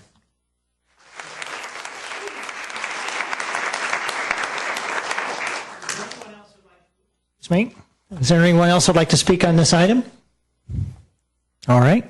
Seeing none, I think we're probably ready for... Oh, wait a minute. Hold on. Mark, you had a question? Yes, thank you, Mr. Mayor. One quick question for staff. If we approve the measure as it's been written in front of us with a cost element is in an amount up to $80,000, which fencing option does that cover? Does that cover both of them? That would cover either of the options, and potentially an expanded area, which is something that the staff's already talking about, exactly where the fence will go. Okay. And there's a component where we have to consider the access to the adult community center from the backside. Then, Mr. Mayor, I move to endorse the Parks, Recreation, and Culture Commission's recommendation to relocate the city's off-leash dog exercise area to the City Hall Park and authorize fencing and ancillary expenses related to the project from the city's Capital Improvement Budget Fund 27, project number C9343, Dog Park Design, in an amount up to $80,000. I'll second. All right. There's a motion and a second. Discussion? I guess I have a question for up here on the dais. Do we see ourselves, or perhaps it's for staff as well, the thing I'm struggling with is what this is going to look like. As well as you guys know, my business is designing things. At one point I was in landscape architecture, and I was involved when I was with that company in hardscape design, which means you're designing benches, fences, those kinds of things. And the reason I said I don't want City Hall Park to look like a cemetery is because that's the thing I fear. And yet I didn't get anything from staff that showed me any renditions of, like a picture of City Hall Park which is not too hard to do these days with computers, just put in what this fence might look like. And that's the thing I'm struggling with the most. I have no problem with the idea of a dog park there per se. And in fact, when the idea first came up, and I just thought, we're going to use the park for dogs, and not thinking of a fence at all, I thought, great idea, good location and all that. My only concern now is if we approve this and a fence goes up, and especially if it's ugly and it looks out of place and that sort of thing, we're going to hear from the community. Right now we're hearing from a very focused group who's very focused on one thing, and that's dogs, which I have a dog. Dogs are great. I have no problem with that. But what we're not hearing from is the greater part of the community that's not here tonight that doesn't have dogs, or maybe they do, but they just don't take them to a dog park. And they drive by City Hall, and suddenly there's a fence there, and they go, oh my gosh, what happened? So that's my concern. And the only thing, I guess where I would go with this is if what we're approving is just funding to go forward with designing, and we're going to see it again, I'm all in. But if we're talking about approving it, and it gets done, and it's just going to happen, I'm not in, because what I really wanted to see tonight in the staff report, and I didn't, is some depiction of what we think this is going to look like. And my last comment as a discussion item is the lady that talked about her dog bumping into the fence because it's too tight. I agree. If we're going to put a fence, let's put it along the sidewalks with a nice, with some gates, and let it go at that. But the way it was shown, that drawing, and again, this is my field of work. So when I look at something that's so basic of a graphic of, well, we think we're going to put the fence here, I'm sorry, I can't support something like that because I don't, as someone who designs for a living, I don't have enough information. All right. Thank you, Matt. Mark? Thank you, Mr. Mayor. I understand, Matt, where you're coming from on being concerned about design and aesthetic issues, and I would certainly agree that since that's your source of your living, you're much better at that than I am, so it's probably a bigger sensitivity for you than it is for me. The reason I asked the last question I did before I made the motion of Mr. Maltby as to what the up to $80,000 figure was going to cover, I am comfortable delegating to staff to make sure that whatever they put in here within the confines of being functional in terms of providing safety both for dogs and dog users and pedestrians walking on the sidewalks, and aesthetics, that they will strike a good balance. I'm comfortable delegating that to them. I mean, if nothing else, frankly, this is something Jeff's going to see out his window every time he looks out his window. I have a funny feeling that he may not have the greatest sense of aesthetics in the world, but it's going to look at least nice enough that it'll pass muster there. And I don't mean to make light of the concern, Matt, because I do understand it. But for me, I'm willing to delegate to staff to do the right thing. I want to make sure they have the money to make sure that this looks reasonable. I also want to make sure, as from my questions you probably realized before, I want to make sure that the resources are there, keep the grass up, whatever, so that it looks decent. Okay. I've seen the dog park that's out by Silicon Valley Clean Waters installation. Quite honestly, a lot of people love it. I have no idea why they actually go there, because to me it's just a dirt field. And I'd like to not have City Hall Park be a dirt field, so I want to make sure the resources are there to keep it up. So that's why I made the motion, and that's why I'm happy to support it. You didn't consult the dogs. Bob? Actually, I asked Diego. He said, actually, he didn't say anything, but I think he's in favor of it. I also agree with Mr. Olbert, and again, sensitive to the fact that this is what you do. But I have all the faith in the world that staff's going to make this look good, because it's a corner that people are going to drive by a lot. I tend to disagree with the speaker who wants it all the way to the curb. I think it should be set back, personally. But again, I'll leave that to staff too, how they think the best way to do it is. Because some people walking by maybe not want to have a gate open up and a dog coming right out. Just, there are people who perhaps aren't as friendly with dogs as other people are. So I want to make sure but I, again, have all the faith in the world that staff's going to work on this and do the right thing for us. So that's why I seconded it, and why I think we should just go forward with some generalities in this case and let staff figure out if we need to make it a little bigger or tweak it a little bit, whatever, and make it functional for the folks who have to use it. All right. Thank you. Cameron? Yeah, so I definitely agree with Bob and Mark. I tend to think that this is going to be a long-term solution. So, I mean, my preference is for us to consider it as a more permanent solution.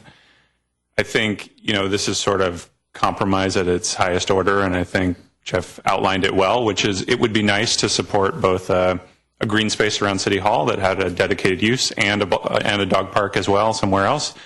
But we don't have the space, and given the available resources, and there isn't playground, athletic facilities, then I think it's a reasonable compromise. I think once people start getting their cup of coffee and taking their dog to the park, I think it's going to be very difficult to change that. And I suspect, the pushback from the community is going to be relatively small, provided that, to Matt's point, we design it well and it's well integrated into the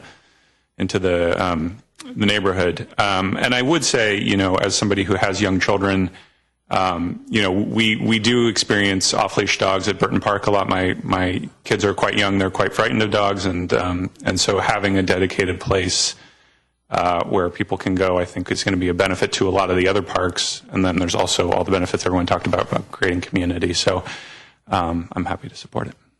All right, thank you. Jeff, you had a couple comments to weigh in? Yeah, thank you, Mr. Mayor. Just going to take one run at Matt here, see if we can get him on board with this proposal. One thought that occurred to me is, we are trying to move this quickly, which is, we're coming into the summer months and there is no off-leash area right now in town. But as we do this, be happy to include Councilmember Grocott as sort of an informal subcommittee to work with staff to provide us with his expertise, which of course is design. And I didn't realize you had expertise in this area particularly. Through the chair, I think that's a fine idea, and I certainly support that. If Matt's willing to do it, of course. Oh, yeah, I'm willing to do it. No problem. Okay, a lot of good comments. I think my only comment is that I think what makes me comfortable with this is that staff's already demonstrated a willingness to terminate a program that wasn't working. So if this is a program that doesn't work, I think staff will act accordingly. Okay, I think we're probably ready for a vote. Crystal? Councilmember Grisilli? Yes. Councilmember Grocott? Yes. Councilmember Johnson? Yes. Councilmember Obert? Yes. Mayor Collins? Yes. Okay. All right, moving on to item 10B, discussion and direction of a potential bond measure and next steps. Mr. Mayor. Thanks for coming, Kyle. I'm sorry. Go ahead. Mr. Mayor, for the record, in an abundance of caution, I'm going to recuse myself from this item because my home is within 500 feet of one of the subjects of the potential bond or potential subjects of the bond. All right. Thank you. All right. Jeff, I imagine you are going to talk to us a bit about this. I'm going to talk to you just a bit about this. Mr. Mayor, members of City Council, Jeff Maltby, City Manager. I'm going to give you a quick overview of the public outreach process that we have conducted in January of this year to collect data through scientific survey, community outreach meetings, as well as our Shape San Carlos tool, and a mini forum that was held at the request of the San Carlos Rotary Club. We had over 1,100 individual respondents to this outreach, and all this data was reviewed in detail with the City Council and the public at a special February 21st and February 25th council meetings. There were pretty clear findings in terms of what the community was most interested in supporting. It was street maintenance and potholes, which you heard about earlier, and the purchase of what we call the Black Mountain properties, which is actually three different properties located off the Alameda just to the north of Britton Avenue. The survey also told us that a bond measure would be more likely to be successful if it were $29 per $100,000 as assessed value or below, and that we should do more outreach on whatever option or options the council selects before moving forward with a bond measure, particularly in the area of Black Mountain properties for the acquisition of a park site. There were a lot of people who we met at meetings or were interviewed on the internet or over the phone who weren't specifically aware of where geographically this property was located or what it was like. So our recommendation for you this evening is that you pick one of these two options, either the Black Mountain property purchase, including the rural area and Vista del Grande properties that are contiguous, or rather fixing streets and potholes. So here is a picture of the three properties, the Black Mountain property in orange, the Vista del Grande property in blue, and the Roleri property in yellow. All told, it's about 25 acres. I don't have any pictures of potholes or street cracks, but conveniently we saw plenty of those earlier tonight. Moving forward in terms of outreach, the staff, if the council elects to move forward with an option tonight, would like to conduct outreach between March and June of this year, and then conduct another scientific poll community-wide in June before coming back to the council and asking for a formal decision about whether or not to move forward with a bond measure. So this is sort of a sample, and as you might imagine, these dates may fluctuate a little bit, but it gives you some idea of what we would be looking to do. So tonight we'd look for a recommendation on topic. Which one of these two would you like to see us conduct more community outreach on? Then we'd do that through June, have the survey, and then bring this back to all the information back to the City Council in June, early July, for the council to begin considering. By August 7th, that's sort of the hard deadline where the council would need to vote to put a bond measure on if you're going to go in an election this November. Obviously, your survey consultant provided you with data on what a June 2016 and November 2016 election would look like. So this date isn't the end of the world, but it's the first date that you have to hit if you're going to make a November 2015 election. With that, I'm happy to answer any questions you might have, as well as staff. Elaine Costello's here, as well as Tara Peterson.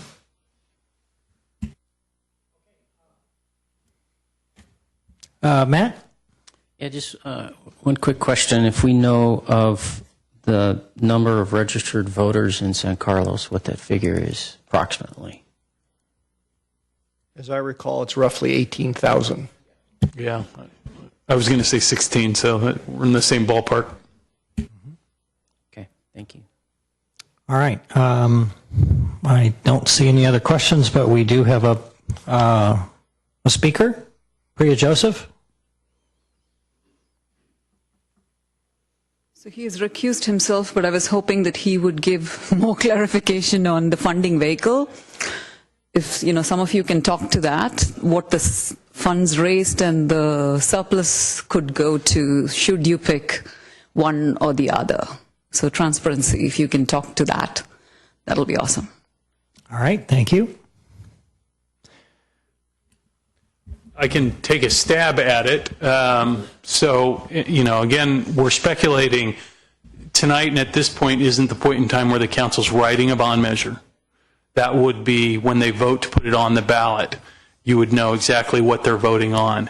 But speculating tonight, let's say, for example, you were to choose the Black Mountain properties. I expect the bond measure would include property, specifically calling out whatever these parcel numbers are that are assigned to these properties that were pictured in the map, so that it's clear that these are the properties that we're talking about purchasing to the public, as well as language allowing funds to be used for park-related infrastructure improvements on this site. My understanding of excess bond money, so now you're looking way out into the future when a bond is retired, probably 30 years from now, or 30 years from next November, or even actually a little later than that, whenever the bonds are issued. Excess bond proceeds can either be used to pay the bond off early, or my understanding is they could flow to the general fund. Those are decisions, we talked a little bit at the last meeting about putting language in a bond measure that would say any excess proceeds would be used to pay the bond off early or returned to the taxpayers, which is certainly something the council could do. Again, none of this is before you this evening, and all will be worked out at the time that the council votes to actually have a bond election, should the council ever do that. Hang on a minute. I'd be happy to talk to you after the meeting if you have more questions about it. Well, you have a couple of questions, but we also have some more speaker slips. Did you have a question of staff, Mark? Or did... No, I was getting ready to make a motion. Okay. All right. Well, we do have a couple more speakers. Matt, did you have a question of staff? You're going to wait? No, I have one other question. Oh, Just yeah. No, go ahead. Okay. Just quickly, the cost of the money during the whole bond period, is it better to ask that question now, or is that something you were talking about, at the time we vote on the bond and so forth? It seems like that's when that would come up. That's correct. You'll have our bond counsel, our bond financial consultant. Everybody will be in the room and able to provide you with a full picture of. You never know with a bond exactly how it's going to work until you sell the bonds from a financial, so you won't know exactly what the interest rate's going to be, those kinds of things. But we'll be able to paint you a pretty clear picture. Okay, thank you. Okay, so we do have a couple more speakers. First is Cecily Harris.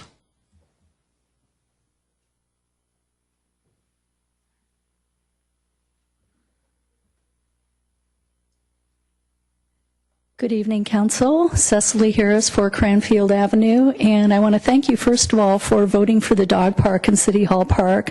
That has been such an underused property for so long, and I'm not even a dog owner, but I'm going to be very happy to see the dogs and people at play there. I think this is an incredible opportunity for the council. How many councils have had an opportunity to buy 25 acres before? You could, create an incredible legacy for this town.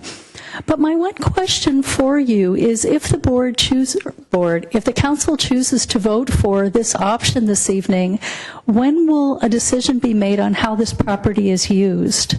I mean, a city can buy a property for a lot of uses, and I know I attended one of the community meetings, and there were a million different ideas: community center, swimming pool, dog park, trails, nothing, school site. I mean, there were so many different opportunities, and I wonder if people were to go to the vote in November, what they know what they're voting for, other than an acquisition of the lands. And I know, as our city manager said before, that park uses can change over time, so I do appreciate that.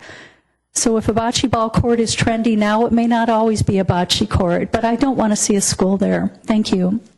All right, thank you, Cecily. Next is David Crabb.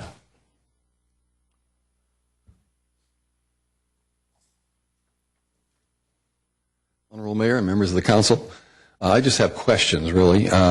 Cecily hit on one of them is, what is the thinking in terms of what this site may become and might be used for? I think if you're going for a bond issue, you really need to define that somehow. It's pretty nebulous right now. And the second one is, do we have an option on those properties or something to hold them before this bond comes through, or can they just be sold out from underneath us? So that's the two questions I have. Thank you. All right, thank you, David. Now, would anyone else like to speak before we... Yes, ma'am. Yeah, come on up. You can fill out a speaker card afterward. Just tell us your name. Sorry, I'm Holly Jones. I'm a new resident of San Carlos. Okay. And I'm just learning about what's happening in the community and my neighborhood, and it's kind of really overwhelming since I didn't know about it before I signed the contract. But anyway, so now that I'm here, I'm trying to get involved, and I'm getting a little nervous. But I'm seeing something like this, and I think to myself, what's currently happening on this property, and will we be able to learn this, or does everybody already know? And so I'm thinking about, like, are there people that live there and they'll be displaced, or is there something that I should know about before I say, yeah, let's make this a great park, So I kind of want to know how I would be affecting these people or this whatever neighborhood or whatever it is before I make any decisions. So that's all I'm thinking about. All right. Thank you. Thank you, Holly. Good questions. Okay, well, maybe before we come back to, I know, Mark, you had a question, but Jeff, maybe you could answer Holly's question about, what's currently happening on the property and what would people be displaced and that sort of thing. Sure, I think I can answer all three of those sets of questions that we just had. There are essentially two property owners, one property owner for the Black Mountain or the Orange property, and another property owner owns the yellow and the blue rural area property. There are 3 single-family homes on the Black Mountain property. They're all owned by the Bullock family, the historic property owners of the site. They rent out the 3 houses up there, typically on like 1-year leases sort of thing, which has been what they've been doing for a while. Both sets of property owners have the properties on the market right now. They're looking to sell them to developers or develop them themselves with between 75 and 100 single-family homes on these properties. So this would be our opportunity to preserve the properties in their more open space condition now. As you can see on the Rolary property, there's kind of a couple of big structures there. Those are old greenhouses that are quite dilapidated and broken down. There's lots of broken glass and pottery on the site. So if the city were to acquire it, it would be cleaning all that up before we allowed the public in to use it. We're currently talking to both property owners right now to negotiate a potential option, but certainly they could sell it out from under us at any time, which is why we're moving as quickly as we are and trying to negotiate an option with them as soon as we possibly can. In terms of designing the park, designing a park is an expensive process and it takes a while to do if you want to do it right, and we definitely would want to do it right if we acquire this. So assuming that we had a bond measure that was successful to acquire these properties, we would be first and foremost entering into a very public design process with the council and the community to plan any improvements that we would make at this park now, and hopefully provide some plan for any facilities that we hoped to add in the future that maybe were beyond the scope of or funding availability within this bond measure. So there are questions. There will be questions up to the end on this that just can't be answered now, given the time frame we're on and the expense of designing a park right now. But we're going to do our best to paint a picture to the public of what types of uses they could see in this park in the future if they were to vote for it. Thanks, Jeff. Mark. Thank you, Mr. Mayor. I'll move to direct staff to move forward with outreach and survey for council's selected projects. Do I need to pick a particular project, Jeff? We'd like you to. Well, then let me modify that. I move to direct staff to move forward with outreach and survey for proceeding with the acquisition and development as a park of the properties, the Black Mountain, Vista del Grande, and Rolary properties. That's sufficiently clear? Okay. I second. All right. Motion and a second. Anyone want to ask any other questions? Matt? Just a question for us as council. The reason I asked how many voters in San Carlos is I'm looking at the number that was achieved with the first total outreach, about 1,100. And to me, that's a okay first shot. But I think as this gets more of a deal that we're looking at and considering, my question for us is, do we want to put some type of number on the firm that's doing this outreach to make sure that we reach a certain percentage, particularly of, it wouldn't have to necessarily be of actual voters because I don't know how he would necessarily control that, but just a certain number of San Carlos residents with the idea that having done so, you've reached a certain percentage of voters. So some type of performance measure for this outreach effort. Okay. Mark? Thank you, Mr. Mayor. I had a couple of points I wanted to make. Just let me start, though, by commenting on what Matt just said. I tend to look at this as approving and directing staff to go out and try and figure out what the community is interested in seeing us doing with these properties, if anything. Okay, and I'll come back to that in a moment. But that's really, in a way, also a response to some of the other very good questions that were asked a few minutes ago. The reason we can't answer them now is because we haven't yet figured out what we're trying to do. Other than in general, if the motion passes, we'd like to acquire the property to use it as some park, open space, what have you. That's too nebulous to put in front of voters. We have to nail that down. That's what this next phase is to nail that down. And That's separate from the subsequent poll to sort of test voter appetite. Because, in other words, what the process I see is staff will do the outreach and provide information to the community. And then at some point, if we decide to keep moving forward, we will commission the pollsters to go out and test a particular draft approach, a particular bond measure language, which we will develop based on what we hear. Okay? And so putting a performance measure on it, I'm not sure that that's, if that's going to constrict what the pollster does, I'm not sure that's necessarily the best thing to do. I do think the goal ought to be to try and get as many people in the community as aware of as much as possible of the details here. Having said that, a key thing that I really want to make sure the staff does during the outreach phase is to narrow this down and basically look at different park uses, uses for open space, parkland, and those two are not the same. And on one end of the spectrum, true open space, we buy it and leave it there. We do nothing with it, perhaps, other than scrape some of the existing facilities on it. That's one end of the spectrum. There are other uses as well. There are dog park uses. There are trails and hiking. There's athletic fields. All of that stuff we need to get information out there on, and the pollsters need to actually figure out how to test some of that stuff, because that's going to be critical for putting, if there is a community-based support for the bond measure, that's going to be critical to putting that assemblage together. I'd also like to suggest that we think about, as we're gathering that information, whether or not the scope of the measure ought to be larger than just these properties. And what I mean by that is, do we want to also say that, test whether or not there's an appetite for putting money aside to make other improvements at other parks in the community, if there's money left over. But fundamentally, what we need to do now in this next phase is to figure out what the community wants, and I just would ask staff to be fairly broad-based about that, to get us as much data as we can so we can craft a good thing.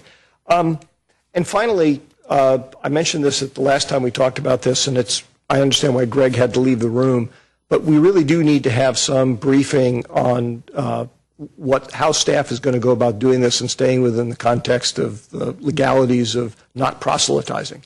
Staff can provide information. Staff cannot proselytize for or against any measure that may end up in front of voters. This is an earlier phase than a particular measure, but I do think we need to be very sensitive to that, and I, for one, would like a refresher on that. So I hope that we can get some attorney to come in and talk to us. All right. Thank you, Mark. Cameron. I just want to make a couple brief comments. First and foremost, I wanted to thank Jeff and Elaine and the staff in general for putting together this process, and just take a step back and talk about where we are and how we got here, which is, we're at a time in San Carlos where there's a lot of energy in the city. The economy is coming back.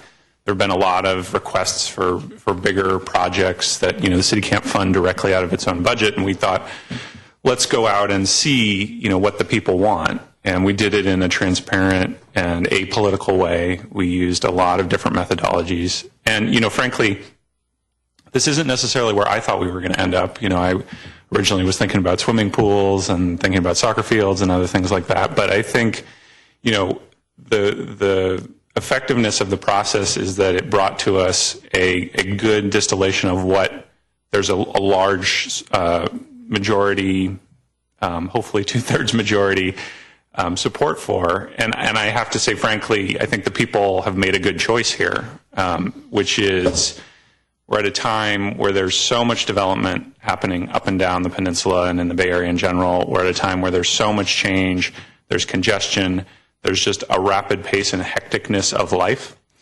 And we have a very unique opportunity, as Cecily mentioned earlier, to preserve and protect for generations to come a beautiful swath of a canyon right in the center of our geographic center of our city. That's a really special thing that doesn't come along very often. And so I'm very pleased that we got that response, at least that initial response from the people of San Carlos. I think they are giving us a great signal. And I'm very excited to kind of work through this and see, hopefully we can get this in front of the voters soon. All right, thanks, Cameron. Bob? Excuse me. I agree with my colleagues, what they said. As Cecily said earlier, this is unique. I think Belmont did this a few years ago up in some lands that they had. This is the last, except for Devonshire Canyon, I mean, which is really technically not in the city, it's in the county area. This is the last pieces of property, large swath, as you mentioned, in the whole city. It's a unique situation that I know a lot of people come up to me and go, there's too much traffic, or there's too many houses, or there's this or that or the other. This is a perfect example of, okay, here we go. If we got an opportunity to possibly change that around a little bit. I certainly concur with Councilman Olbert about the fact that we also have to be very careful about having it be a city-sponsored situation. That's not the case. That can't be the case. As individuals, we can do what we want to do, but we're not going to be council members in doing this. That's not, I don't think, the appropriate way. And again, I concur that we need a little bit of counsel somewhere just to refresh us.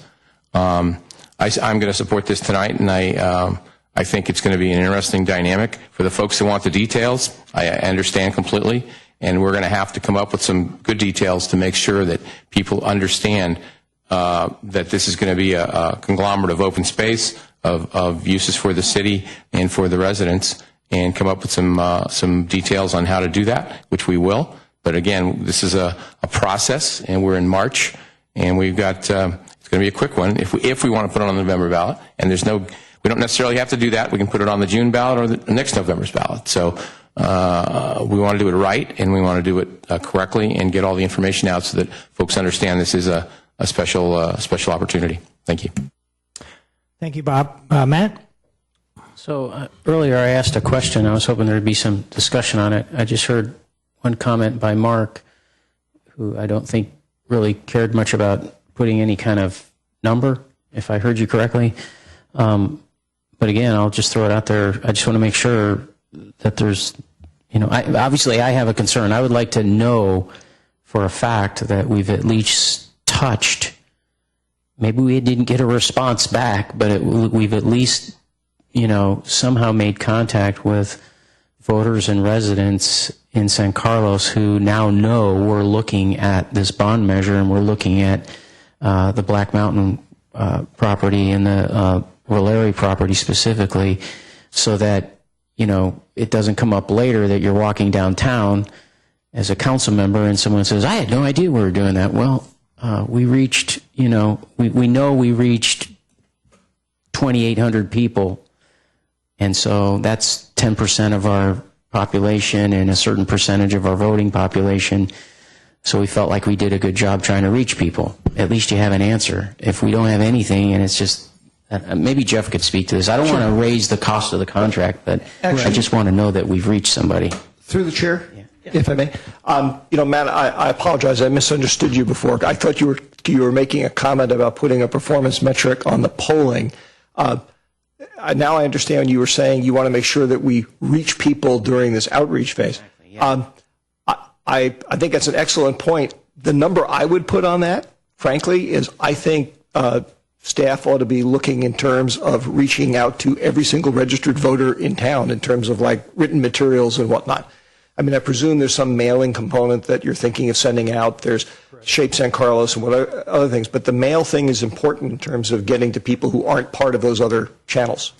This will be featured in our upcoming citywide newsletter that we mail to every address in San Carlos to talk about the concept of what we're doing and looking at and what we've done.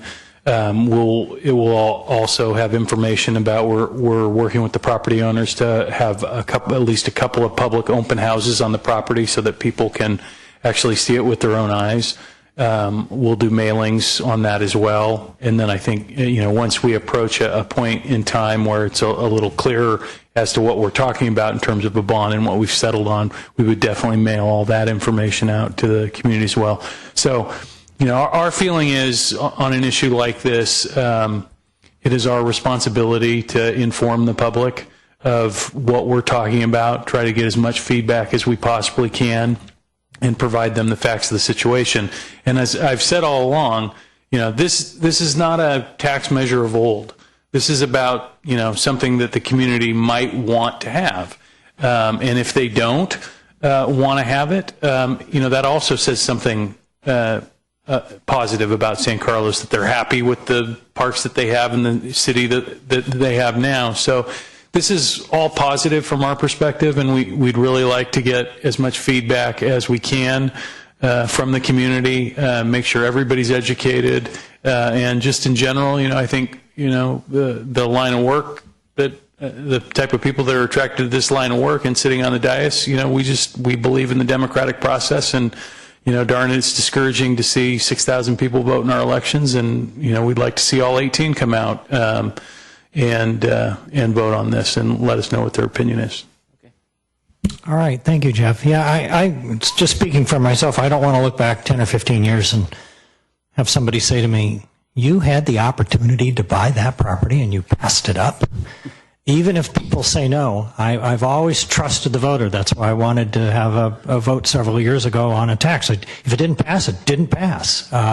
Same thing with the North Crestview issue. I trust the people of this town, the voters of this town, no matter which way they vote. And I'm sure we will do our homework. There will be a lot of transparency in this process. If there isn't, then shame on us. But we need to put this before people, because this is an opportunity that comes along once. And once that property's sold, what do we get? We get 68, 70, 75 homes.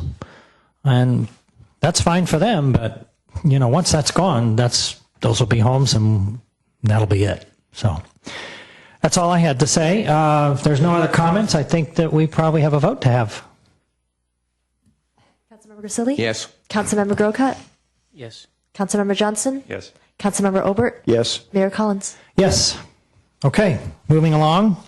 Item 10C, consideration of adopting a resolution consenting to the inclusion of properties within the city's jurisdiction in the California HERO program to finance distributed generation renewable energy sources, energy and water efficient improvements in electric vehicle charging infrastructure, and approving an amendment to a certain joint powers agreement related thereto.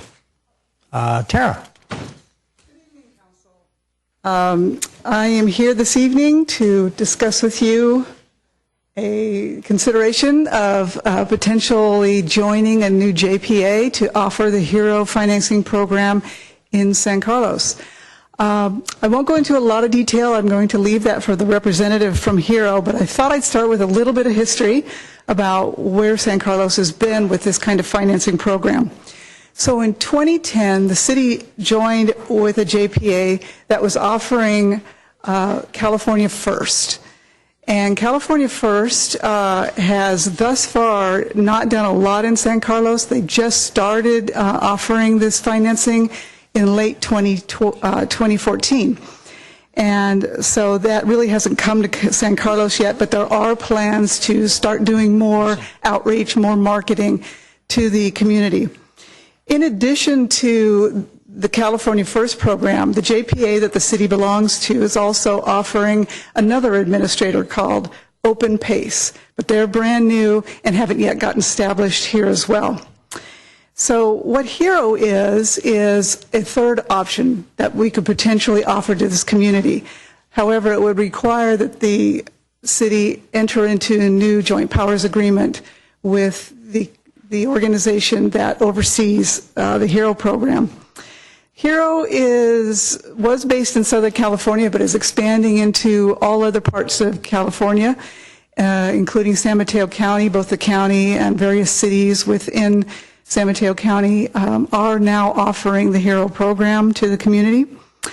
And what is of benefit to having additional administrators is that each administrator has its own particular program. They can offer different rates, different terms, offer different services, and so that's why more options might be a better option.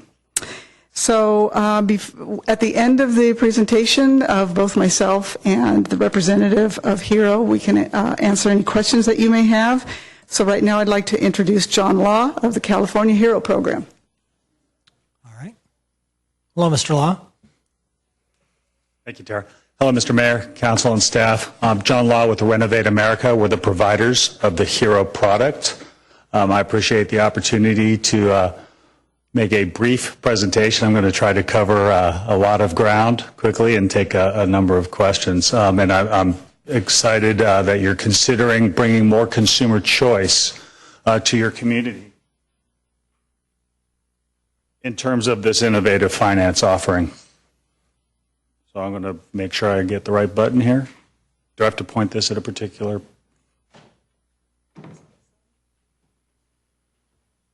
Is there an on-off switch? It was off, I'm sorry. Okay, so again, we're Hero, which is our product. We've partnered with industry leaders, with government at the center and a number of other industry leaders to provide 100% voluntary, privately funded energy efficiency, renewable funding, and water conservation measures. The way we do this is through property-assessed clean energy legislation that was adopted in California in 2008. And it's a new way for property owners to make these efficient upgrades to their home that may be more affordable and have other benefits that they're not currently able to get. The repayment for these eligible products on eligible properties is made as a line item on their property tax bill. Now, we've been doing this for a little while, and we've learned a lot on the way, but in the last 12 months, Hero has financed 95% of the nation's residential property assessed financing, and we operate just in California. What we're able to provide is an ongoing source of capital, which means this won't be a program that starts in your community that then has to stop because of some finite fiscal funding. We have a scalable product with 2 successful securitizations and a comprehensive technology infrastructure that allows us to handle the volume and scale rapidly throughout the state. We've been widely recognized, recently earning the governor's highest environmental and economic partnership award, best residential partnership with the U.S. Green Building Council, and numerous other validations that demonstrate Hero's high quality product. What we bring to communities is we're helping property owners increase the value of their properties, make the efficient products more affordable. We're also lowering utility bills, which is helping the community. We're creating an economic impact through job growth because contractors are growing their business, hiring more people to do this type of work. We are making environmental impacts that help with your climate action plans in terms of greenhouse gas reduction and water savings. And we're leading the industry in terms of the consumer protections that we offer to make sure that our track record of satisfied property owner continues, and you can rest assured through endorsing Hero that you'll be protecting your consumer with protections that don't otherwise exist today through other sources of financing. So when we talk about products and projects and all those things that bounce around, what it equates to is we're able to do a lot of things for property owners in a more affordable way than what they're doing now. There are over 50 different product categories, from solar to roofing to water efficiencies and so forth, that qualify for the program. And what property owners are able to do is expand the scope of their projects from their cash flow position to even offset their energy consumption and their utility savings to a greater impact. We have integrated technology that would provide for the communities that we serve, so at a moment's notice, you can pull up the data per neighborhood, per contractor, per street as to what is happening in your community. We do that real time, dynamic data at your fingertips. All of you here would be able to pull that up on your mobile device, for example. We provide that same technology infrastructure for the contractor community that we serve, so they're able to manage their business and their pipeline and their energy saving calculations and all the financing documents with, if they're savvy in technology, that's great. Otherwise, the 1-800 number. But the point is that our contractors that we serve have the tools they need to make the workflow using Hero rapid and easy to use. I'd mentioned earlier consumer protections, but I'll give you a couple examples. Today, when a contractor and a property owner engage in some work and they finance that on some form of revolving credit, there's really no additional consumer protections. With Hero, there's a number of things that are different. One of the things is the permit verification. Unfortunately, there's a lot of work in California that is done without all the required permits by the jurisdiction completed. With Hero, that doesn't occur. So the safety and the quality standards are automatically increased. We make sure that if a job typically is priced in this range and it comes to us and it's priced in a range outside of that, we find out why first. We make sure that contractors are identified properly or credentialed properly, et cetera. Formalized consumer protections. The way we reach those folks is at the street level. So while we register them and train them, we have account managers that work in the field day to day with your property owners and your contracting local community so that the sales training is done, the document processing, all the financing nuances are explained clearly and concisely to your property owners. Finally, we're open 7 days a week, over 12 hours a day. So we have dedicated account representatives. We're filled in phone calls. When people are working with their contractors in their home, it's at early hours, late hours. We are accessible and resolve any disputes that come up so that the city is not engaged. Some stats. This data is a week old. We're now at 249 California cities and counties. 27,000 completed residential projects for about $515 million in upgrades as of this week.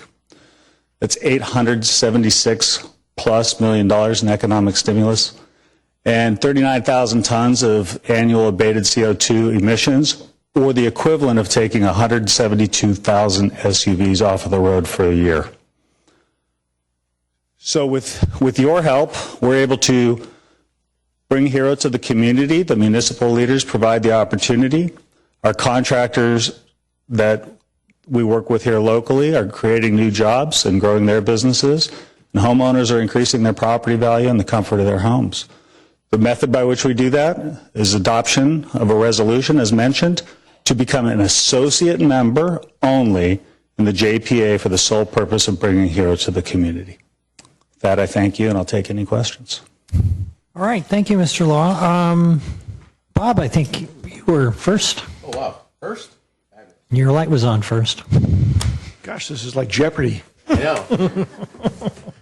I almost got on that once. Mr. Law, how are you? We met before, I think. Yes, sir. How are you? I'm going to ask you some questions here, and hopefully you can be able to answer. Now, Hero is like a private company? We are. So there's a number of entities that make up the Hero team, so to speak. So the JPA is 17 cities and Western Riverside Council of Governments. Mm-hmm. I work for Renovate America, the residential funding partner and program administrator. There are a number of other partners in the program. Okay. Are there other companies that do this or can do this? There are. You participate in an existing program now that operates under the same legislation. The product is called California First that you have available here in your community now. The company that's behind that is Renewable Funding. Okay. Any estimate of how much of the 515, because I heard you say it went up, 515 million is in the Bay Area? I could give you a real ballpark estimate. It's probably $6-7 million right now, understanding that if the council were to adopt tonight, there's a process before we go live in your community that takes 3 to 5 months. So what that means is most of that number I just gave you came from San Jose, who launched last July. Sure. Okay. Most of the other cities have come in the last 6 or 8 months. I would assume that they're listed here in our staff report. Right, or even less. Almost all of the region here in San Mateo County has come on board, but many are just getting ready to launch next month. Sure. Do you have an average? You've obviously done a lot of work in Southern California and Riverside County. Is there an average cost to a homeowner? Do you mean an average cost in terms of the average project amount we're doing? Yeah, I guess that would be it, yeah. And that's a fair way to say it. So, yeah, I'll give you two figures. It's $18,000 is typical, the project amount. About a third of the projects we do are solar. About 2/3 are some form of energy efficiency or water conservation. Okay. And that's mostly, again, done in Riverside County? I mean, most of this 18K, basically, the numbers have come from down in that area. Or San Bernardino. I mean, from a timing standpoint, we started funding in December of 2011 in those 17 cities where we originated. Sure. Then we expanded to another 24. So over time, we're broadening. I understand the scope. The reason I asked the question is it's $18,000 in Riverside, but it might, or possibly in that area, it might be more expensive. It might be, who knows, but it could be more expensive up here. Yeah, I think it's a different duck. Sure. Yeah. And I think what you'll see too is that ratio of solar versus energy efficiency, and some of the things that are norm perhaps in Southern California will very likely be different in a Mediterranean climate. Especially in Daly City. Yeah. Daly City, I don't think the solar is going to fly too much. But, there you go. Okay. Well, thank you. I just wanted to make sure that was all on the record so that everybody understands where we're going. Thank you, Mr. Law. Thank you. All right. Okay, but I don't know who was next. Matt, something I read. You go first. Sorry, Mark. So one of the questions I was going to ask was based on my trip to the bank today. And when I was waiting in line, there was a thing that they had about getting a home equity loan. Mm-hmm. And interest rates on those are pretty darn low right now. So I could just, and so where my mind went on that, given what you're presenting, was you go to the bank, you get a home equity loan, you do one of these projects, what do we need this for? Sure. And then you answered some of that by saying, well, there's this, you guys do this extra work to check the pricing and check the contractors and so forth. So that all made sense. But then I don't know how to put this in a gentle way or a nice way. I'm sitting here wondering why are we helping Hero do its business? Why the city of San Carlos is helping Hero do its business? Because it seems to me everything you offer could just be put out there in the marketplace and looks like good stuff and people sign up for it. And I don't understand why we need this JPA inclusion, or the city. What I'm feeling like is the city is giving a stamp of approval to this program and saying to all our residents, we give a stamp of approval to this program. They don't do that to my business, so why should we do it to yours? And that's fair. So we need to be able to operate. We need the authorizing body, the one that has the jurisdictional authority to place an item on somebody's property tax bill. Okay? The method by which we've done that, in the spirit of efficiency and not being duplicative and not having a bunch of cost for the jurisdictions or for others, is by the means of this JPA associate membership. We intended, when we began the HERO program, to serve 17 cities in the western half of a county in Southern California for an economic stimulus program way back in 2008. If we use Sonoma County, who administers their own program, and they're the longest running PACE program in the country, they did it purely for environmental reasons. The good news is, with PACE, with a PACE program that actually does projects, you get both benefits. The short answer is that the authorization to amend the geography for the JPA to give, for the sole purpose of HERO, gives us the ability to operate within your community.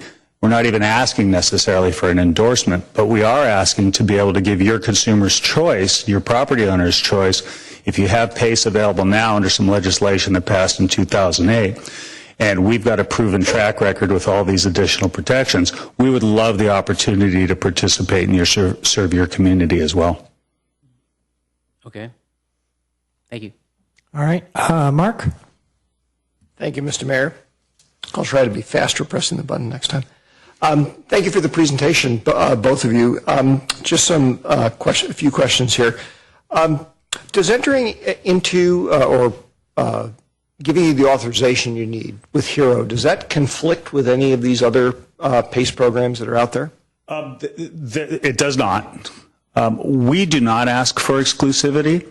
We encourage an open marketplace and have since the onset because in the spirit of the things we're trying to achieve, both economically and environmentally, more work will get done, right? If there's a greater awareness that this is more affordable, whether it's us or the other guys. So we don't ask for exclusivity. We encourage you to adopt multiple programs. We don't ask you for a time commitment or a length of term. We expect that we're going to have to perform as we describe or perform. And if the city does not want us to operate any longer, the city can easily withdraw. And actually, thank you for that answer. Sort of the inverse of that, Tara, would moving forward with HERO cause any conflicts from the other programs' point of view? HERO does not require exclusivity. Do any of them require exclusivity? When I spoke with the California First representative, he said, this is great. Okay. So he had the same opinion that John does. All right. Good. It's nice when everybody's on the same page.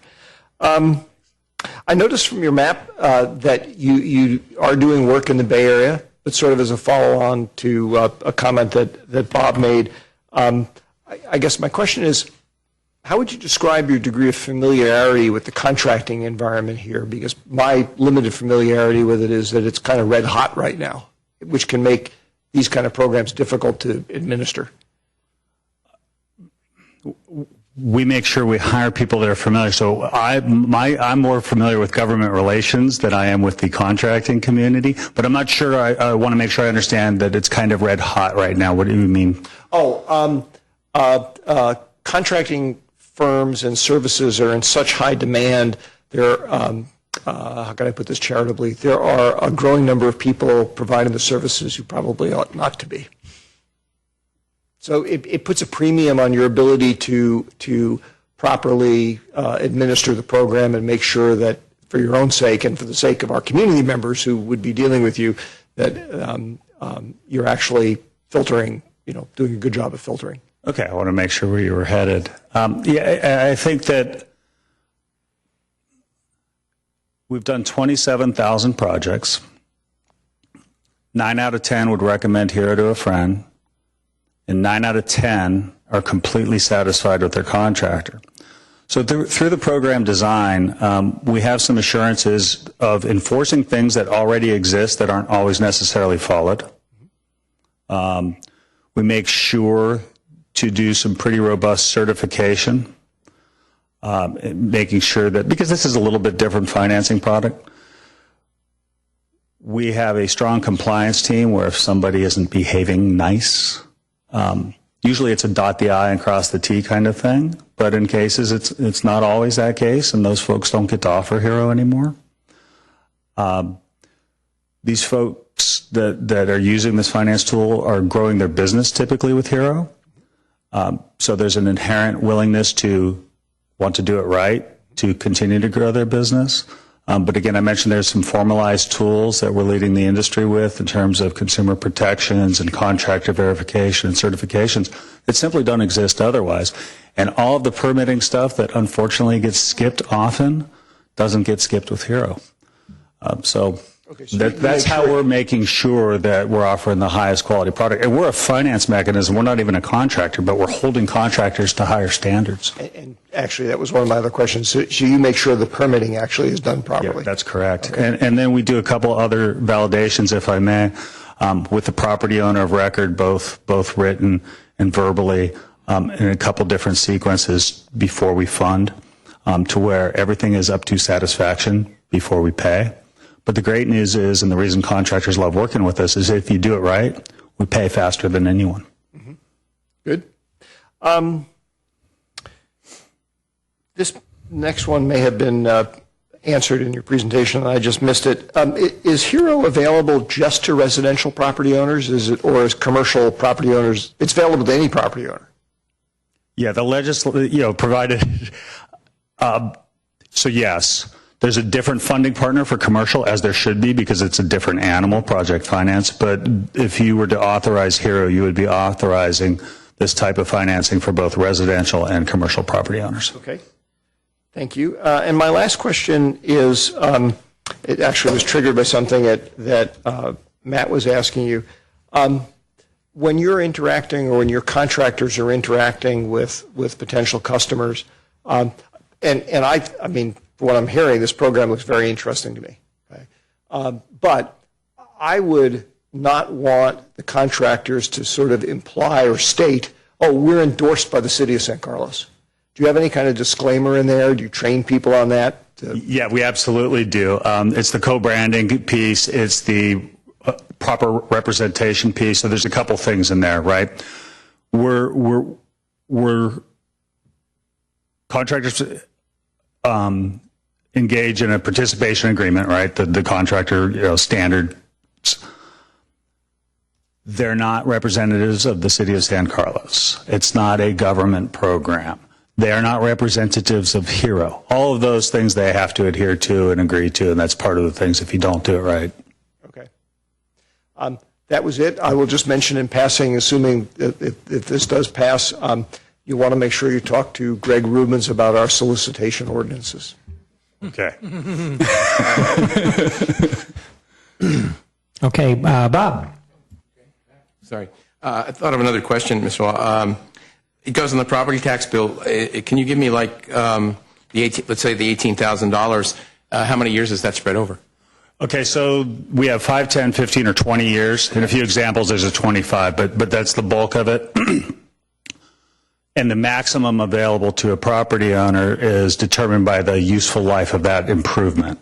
So not all projects can go 20 years. Okay, so let's say you put in a solar panel. I'm just going to... And those go 20 years. We'll okay, use that those as go 20. example. You put in a window, it might be 10. I'm just throwing it out there. Sure. Okay, so it's basically what you do is relative to how long the thing is. And so, so I guess there's an incentive, I guess to some extent, then. Wouldn't there be an incentive for the contractor to try to put in more items that would take longer? Is there a benefit to that? I guess I'm confused on the, and maybe it's to you, and I'm not sure how this all works. $18,000 is put, let's say, over 20 years on your property tax bill. So it's like $900 a year, or yeah, $900 a year. If you took 18,000, let's just make it 20,000. Make it easy math. 20 years, $1,000 goes on your property tax bill. There's an interest rate in there. So isn't there an incentive for the contractor or somebody to say to sell more expensive things? In other words, to try to say, well, gee, you really need solar and you really need a window and you really need this, you really need that, because the longer it goes, the more interest you make? So what we're seeing happen is, 2/3 of the work that we're funding, right? So we're not a contractor, we're funding, we're another credit card, only different. And what we're seeing instead is we're seeing property owners have a cash flow position for this unplanned expense that usually triggers this, right? It's cold in the winter, the furnace goes out. I need a new furnace, it's $10,000, I wasn't planning on that.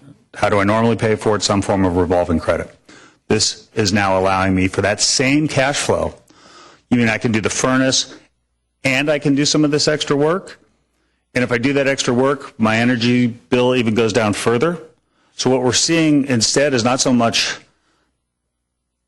contractors doing that. We're seeing property owners voluntarily to broaden the scope of work they're doing to their home to improve that quality and that value. And it's demonstrated by, if we look at PG&E, the investor-owned utilities and the Energy Upgrade California rebate programs, and we look at their average scope of work and we see what they typically do that's mandated and you got to do these things to earn this, we're seeing our property owners do a broader scope of work voluntarily. Okay. One other question then. So then I'm a homeowner, and let's say I have no equity in my home. Does that make any difference? Yep. Okay. So each homeowner has to have a certain percentage of equity before they can enter in this. Yeah, so there's strict underwriting criteria on this, but the difference is it's the property, without going into all of the depth of it. It is not a FICO-driven process. Right. It's a property and product eligibility process. So typically what that means is more folks will have this available at their time of need. Okay. All right. Thanks. All right. Thanks, Bob. Matt? So this goes on the property tax bill. I do a project that has a let's say solar panels, got 20 years. So I put solar panels on my house, I finance it through Hero, it goes on my property tax bill. 2 years down the road, I sell my home.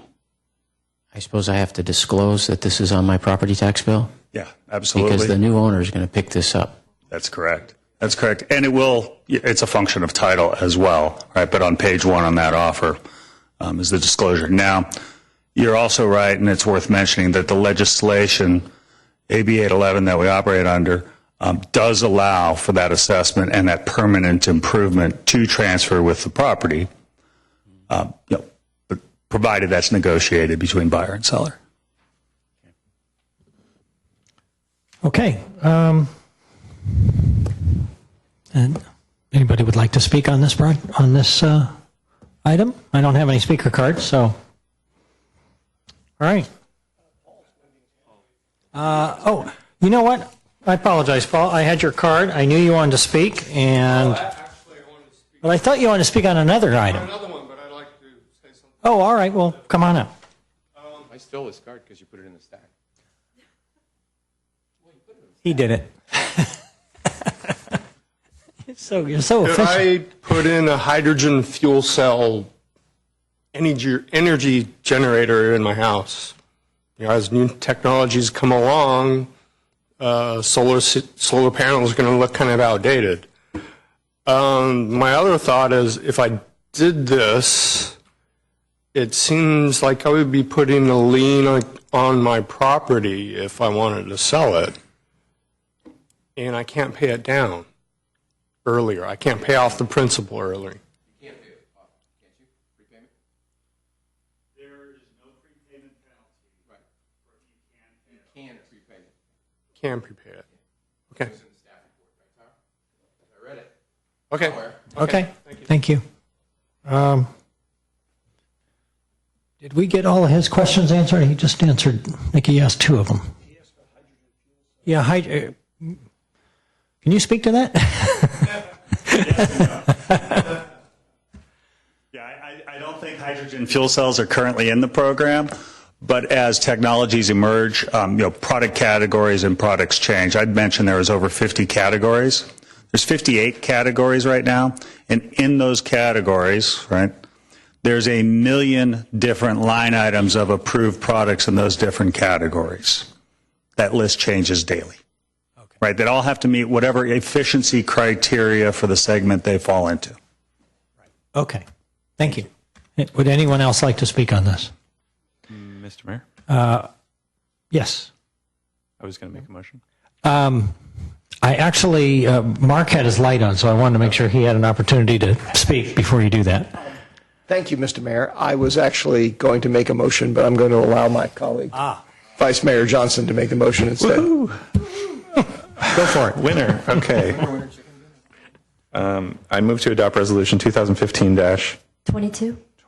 a resolution of the City Council of the City of San Carlos consenting to the inclusion of properties within the city's jurisdiction in the California Hero Program to finance distributed generation renewable energy sources, energy and water efficiency improvements, and electric vehicle charging infrastructure, and approving an amendment to a certain joint powers agreement related thereto. May I second? You may. Second. We have a motion and a second. Any other discussion? Matt?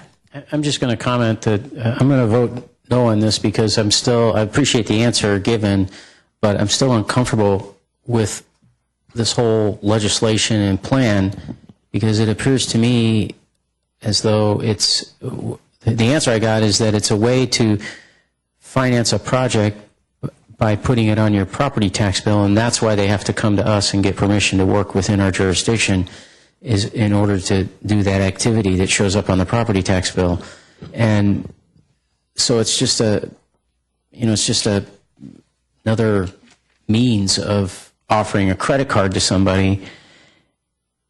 Yet I'm not convinced that it's necessary because, as I said, these kind of programs can be done purely in the private sector with through your bank if you want to do a home equity loan, or if you want to verify the contractor that you've got working on your home is good. There's means to do that. I just not am convinced that I can see that the outcome is a positive thing, greening a house, putting solar panels on, that sort of thing. But I'm just not sure that this mechanism where government is helping along is altogether necessary. So, Okay, Mark?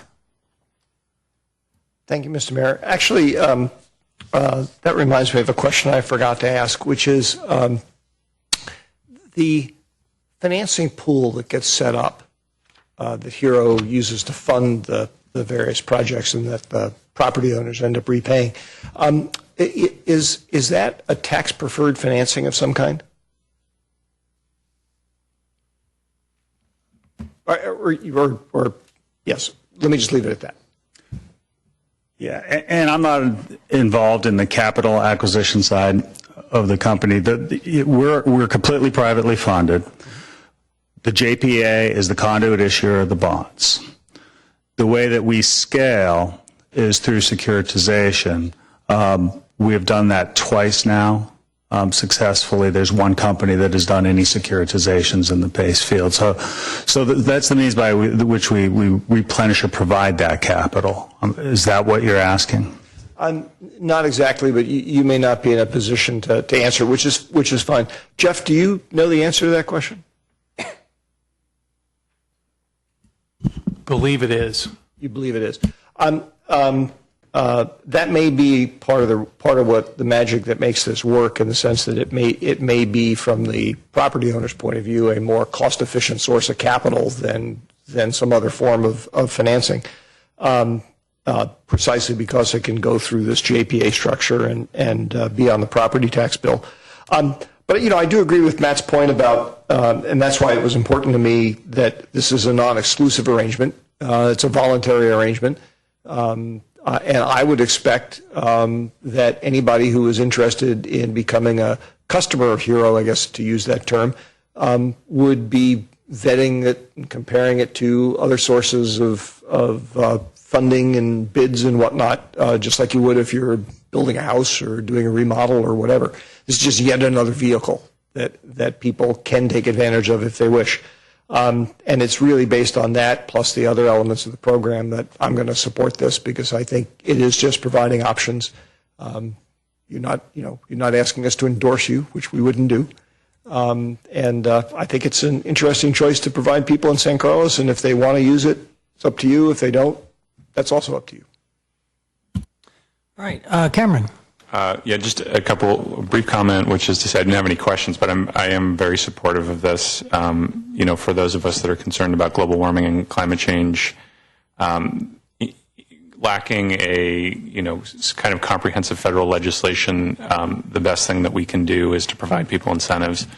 At the local level, we often look at things like switching out light bulbs in City Hall or changing street lights, which are important things to do, but the city and the city infrastructure is not a huge draw on power, and so providing incentives for residents and businesses to conserve power, produce their own power, is really the best thing that we can be doing in the city to have a small incremental impact on what is a huge global problem. So I'm happy that we're moving forward. All right, thank you, Cameron. If there are no more comments, I think we're ready for a vote. Councilmember Grisilli? Yes. Councilmember Grocott? No. Councilmember Johnson? Yes. Councilmember Obert? Yes. Mayor Collins? Yes. Okay. Moving along to item 10D. Consideration of introducing an ordinance repealing existing municipal code sections 5.44 and 5.48 and replacing with a new San Carlos Municipal Code Chapter 5.44 regulating solicitation in the city of San Carlos. I'll be presenting, Mr. Mayor. Thank you. Council members. Up for consideration tonight is a comprehensive update of the municipal code concerning solicitation in San Carlos. Our existing solicitation ordinance was drafted and adopted in 1950 and has not been updated since. There was an addition for nonprofit solicitation added in 1984. Also not changed since that time. As a result of a comprehensive review of what other cities are doing in the state and based on some review of constitutional issues raised in solicitation cases, I've prepared for you a proposed ordinance. Some of the concerns that are continuing ongoing, and I might add that I think that not a week goes by that I am not processing solicitation without a permit in San Carlos right now, mostly commercial solicitation, but we've also had some enforcement issues with non-commercial solicitation that are addressed in this new ordinance that's before you tonight for consideration. So the issues that we have regarding unpermitted solicitation are included in the staff report, but I think they're worth mentioning right now. Potential criminal activity under the guise of selling magazines or other goods or services, potential abuse of young people brought into the city from across the country by unscrupulous persons, potential assault and the invasion of privacy when strangers approach someone's front door without proper identification, property owners and residents believing that their privacy is being invaded and with a concern for the safety of their family and children, misrepresentation and fraud that sometimes comes about, sometimes casing of homes has been suspected, and residents being threatened by persons who've solicited without permits. The permit process is designed to provide a way for the people who come in with a request to solicit to be vetted. Commercial solicitation has a higher level of review in the permit. It includes background checks. Non-commercial solicitation will not require that level of review, but requires an application, including an ID of the person who will be soliciting. The reason for that is to provide a baseline level and an application so the public knows that people who have a permit have at least applied and had, and we know who they are when they come and solicit. The main issue with solicitation, remember, is it's defined in the code very specifically. It's coming to someone's home or business and asking for money or something in exchange for delivering something. It's not simply going up and exercising your free speech rights. It's not related. It's not canvassing or trying to influence people's political persuasion. It's simply asking, coming to someone's house, trying to sell them something, or trying to sell them a service, or to promote or receive charitable contributions. Those are different than political and speech-related items, which are distinguished in the proposed ordinance. So the technical action you're taking is repealing the two existing ordinances and replacing them with one ordinance. I thought it would be best to avoid confusion if we had one ordinance. The Sheriff's Department and staff will be better served knowing exactly where to look. Just in my enforcement activities, there has been confusion in the past about the different ordinances and what they mean and what qualifies as solicitation, what does not. And so with that, I'm recommending that the council introduce this comprehensive ordinance review and revisions and then bring it back at a future meeting for adoption. Questions, Mark? Thank you, Mr. Mayor.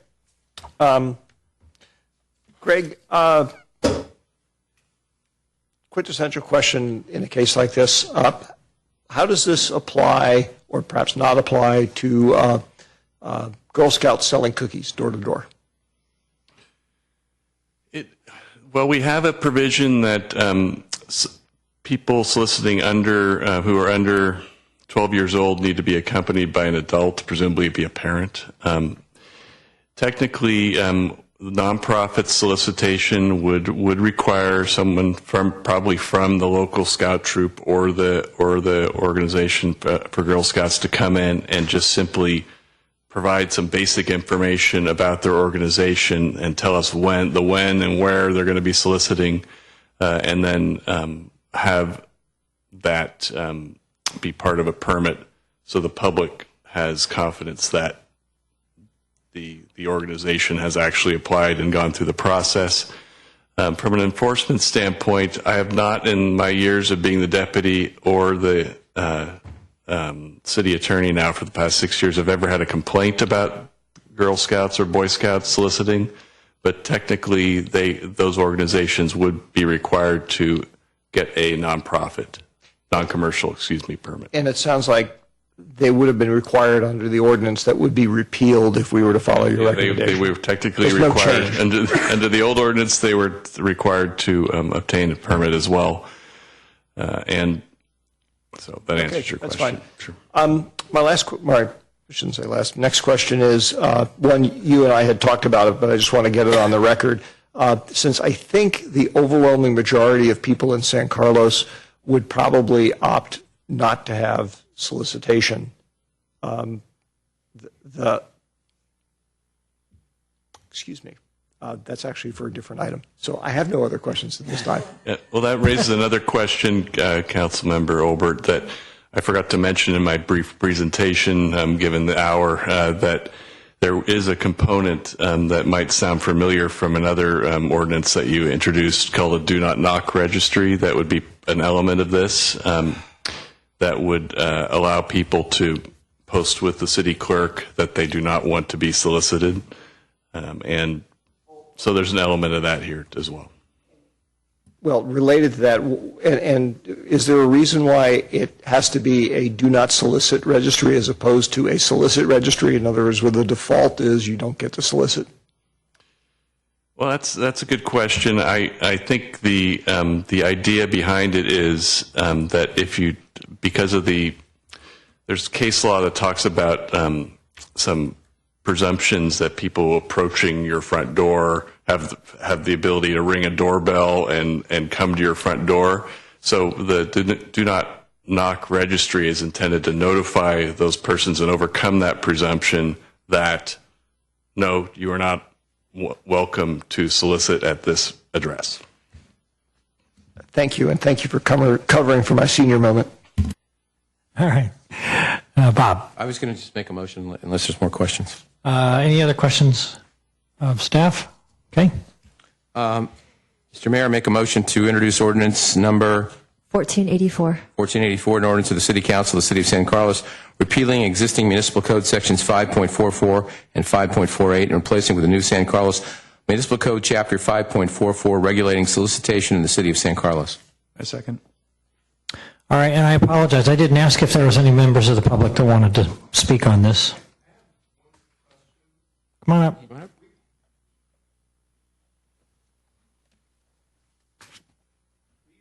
Door site in our neighborhood a lot, and we solicit between each other.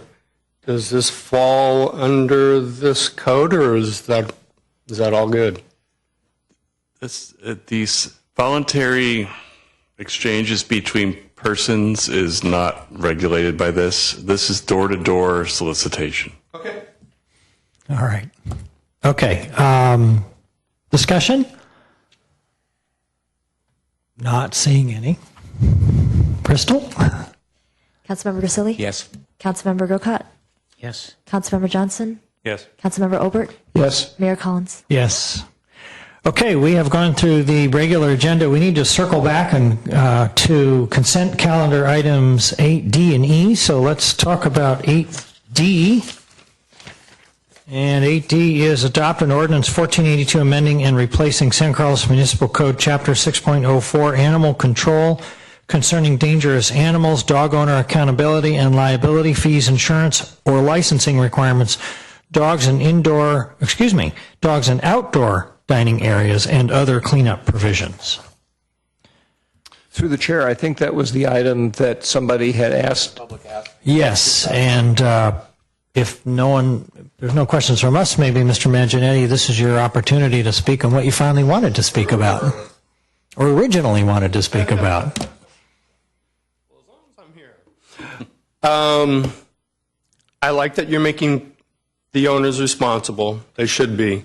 And the responsible dog park people, they're great. I took my dogs to Burton Park. It was a great way to socialize your dog and socialize with each other. The aggressive dogs, those who choose to own a dog that is inherently aggressive, they need to, well, they may not know that, and they may not know that until it's too late. What I have difficulty with is at the outdoor dining scene. I've worked for vets. I was a pre-vet in my past life in college, and I've worked with dogs, and I know their body language, and I know when an aggressive, or what we call it in the industry, was a fractious dog, and how to take care of that. But most people don't. And to me, the most dangerous situation like that is where you've got a family with their dog eating food. A dog's religion is food. And if you're not the alpha dog in that pack, because you're sitting there, you're a pack, then that dog is going to be the alpha dog. And that dog, everybody thinks their dog is the most wonderful dog in the world and will never, ever, ever hurt anybody. And some of them are wrong. And actually, that occurred to me. I was walking my dogs along Laurel, and there was a couple with a young bulldog, and he just wanted to ape. And fortunately, knowing dogs, I knew what to do, got between my dogs, and I didn't have to go postal on the dog. The owner came. It was loud, it was ugly, but nobody really got hurt. But you need to realize that, first of all, the Assembly bill doesn't require that you allow it. It gives you that option.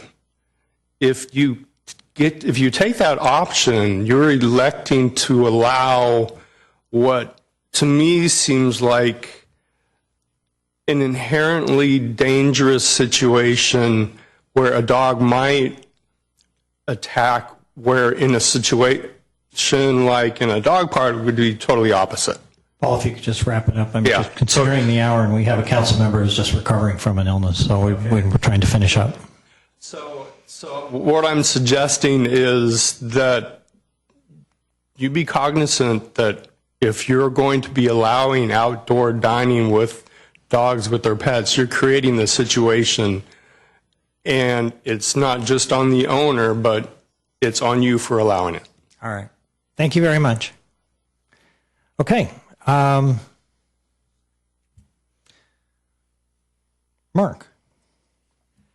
Yes, actually, just following up on what Paul's comment was, a question for staff. My recollection is that the ordinance as written gives restaurants the option of allowing dogs in outdoor eating areas, provided they meet certain requirements as spelled out in the ordinance, which derive from state law. But the ordinance does not require restaurants to take that step. Is that correct? That's correct. The way the ordinance is worded, it allows retail outdoor dining establishments to permit dogs, and then sets forth what, if you're going to do that, here's what the rules you need to follow. I'll just make an observation. I think Paul is correct or I should say, I agree with Paul in what he's saying, that it is a risk factor. It's related to the risk factor of allowing dogs in a community to begin with. I mean, that's why, in fact, we have to have the language in here about aggressive and dangerous dogs, is that some portion of them actually cause problems. But I'm glad that you confirmed that we are not imposing a requirement to allow dogs on restaurants in San Carlos. We're merely giving them the option. The other option would be that is not consistent with how we've been historically dealing with dogs in outdoor areas. Is you could prohibit them completely, and that would be imposing a different type of rule on businesses by saying they're prohibited. But since this new state law came into effect, it seemed prudent to adopt the uniform standards, especially given the type of enforcement we have in San Carlos that is by a county-wide agency. All right, Matt?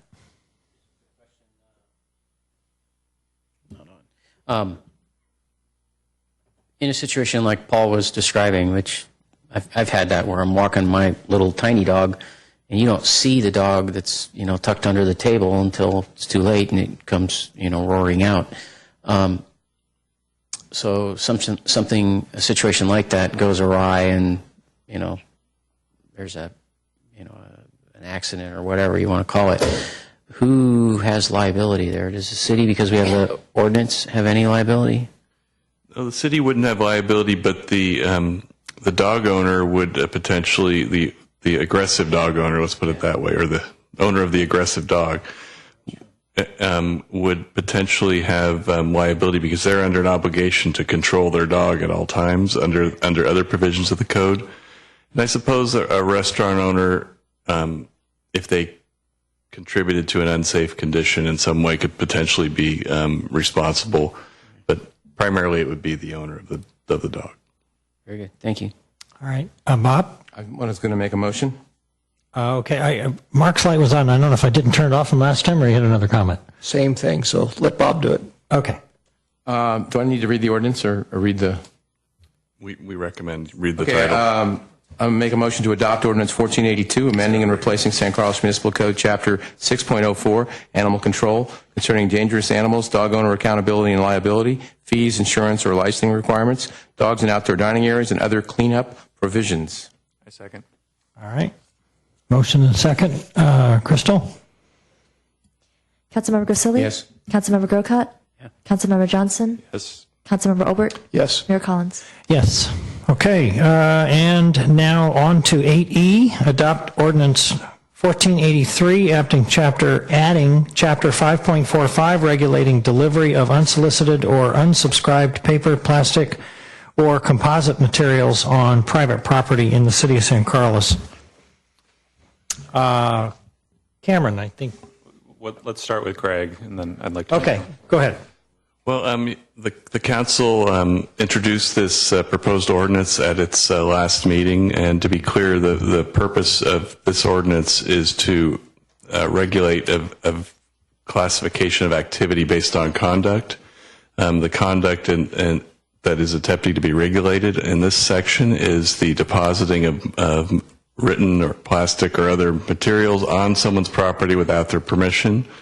And permission would be established by a do not deliver registry. That is intended to provide notice to all persons who are intending to deposit such materials on someone's property. And the penalty for doing that is designated in this particular ordinance as an infraction. We have received several letters and correspondence from different groups and mostly groups who are and one business that has some objections to the ordinance and how it affects their business, and at least one of the groups has offered to meet with staff to discuss some of their practical and other concerns about the ordinance. So tonight, because of that, I'm proposing and recommending that the council defer the formal adoption of the ordinance tonight so that I have a chance to talk with these groups to hear what their concerns are, and then bring it back for either a reintroduction if there are any changes that are consistent with the council's stated goals, or bring it back for adoption as presented at a future meeting. All right. Cameron? So I saw some of these letters as well. I think, it's clear that companies that want to market to residents are unhappy if they're no longer allowed to do so. So I think some of those, there are going to be cases in which compromises is just not possible. I did see one concern that was raised where, the Yellow Pages were saying that they send their list to their distributor, they said in this case 30 to 45 days prior to distribution, and so our ordinance said that they had to comply with the list, and the list was updated every 24 hours, so they were asking for, they were saying that wasn't practical. I think that is a reasonable thing. We could make it so that, once you put your name on the list, you get assurance that you're not going to get deliveries after a couple weeks or something. I think that's a reasonable compromise to accommodate some businesses. But I would like to. We've spent a lot of time on this, and staff has spent a lot of time on it, and I would like to close this out as soon as possible. Okay. Did we have a motion that we need to withdraw? I don't think we ever made a motion, did we? We're just saying that you don't have to act on it right tonight, and then we'll re-agendize it at a future meeting. All right. That's great. Well, with that, I think we're adjourned. Wait a minute. Sorry, Mark. Oh, wait, there's more. Wait, there's more. Apologize, Mark. That's okay. I'm not. So, hey, it's not 10:30 yet. We'll talk about this the next time. Go ahead. I just wanted to second what Cameron was saying. I think that too, I had the same reaction, that's a reasonable compromise to kind of tweak something there. I'd also tee up, although this would be a more substantive change, I personally would be okay with if Greg feels that we would be on stronger grounds if we were to carve out the not-for-profit exemption that we currently have in there. I think I'd be okay with that. So I just wanted to say that. Okay. All right. I think with that, we are adjourned.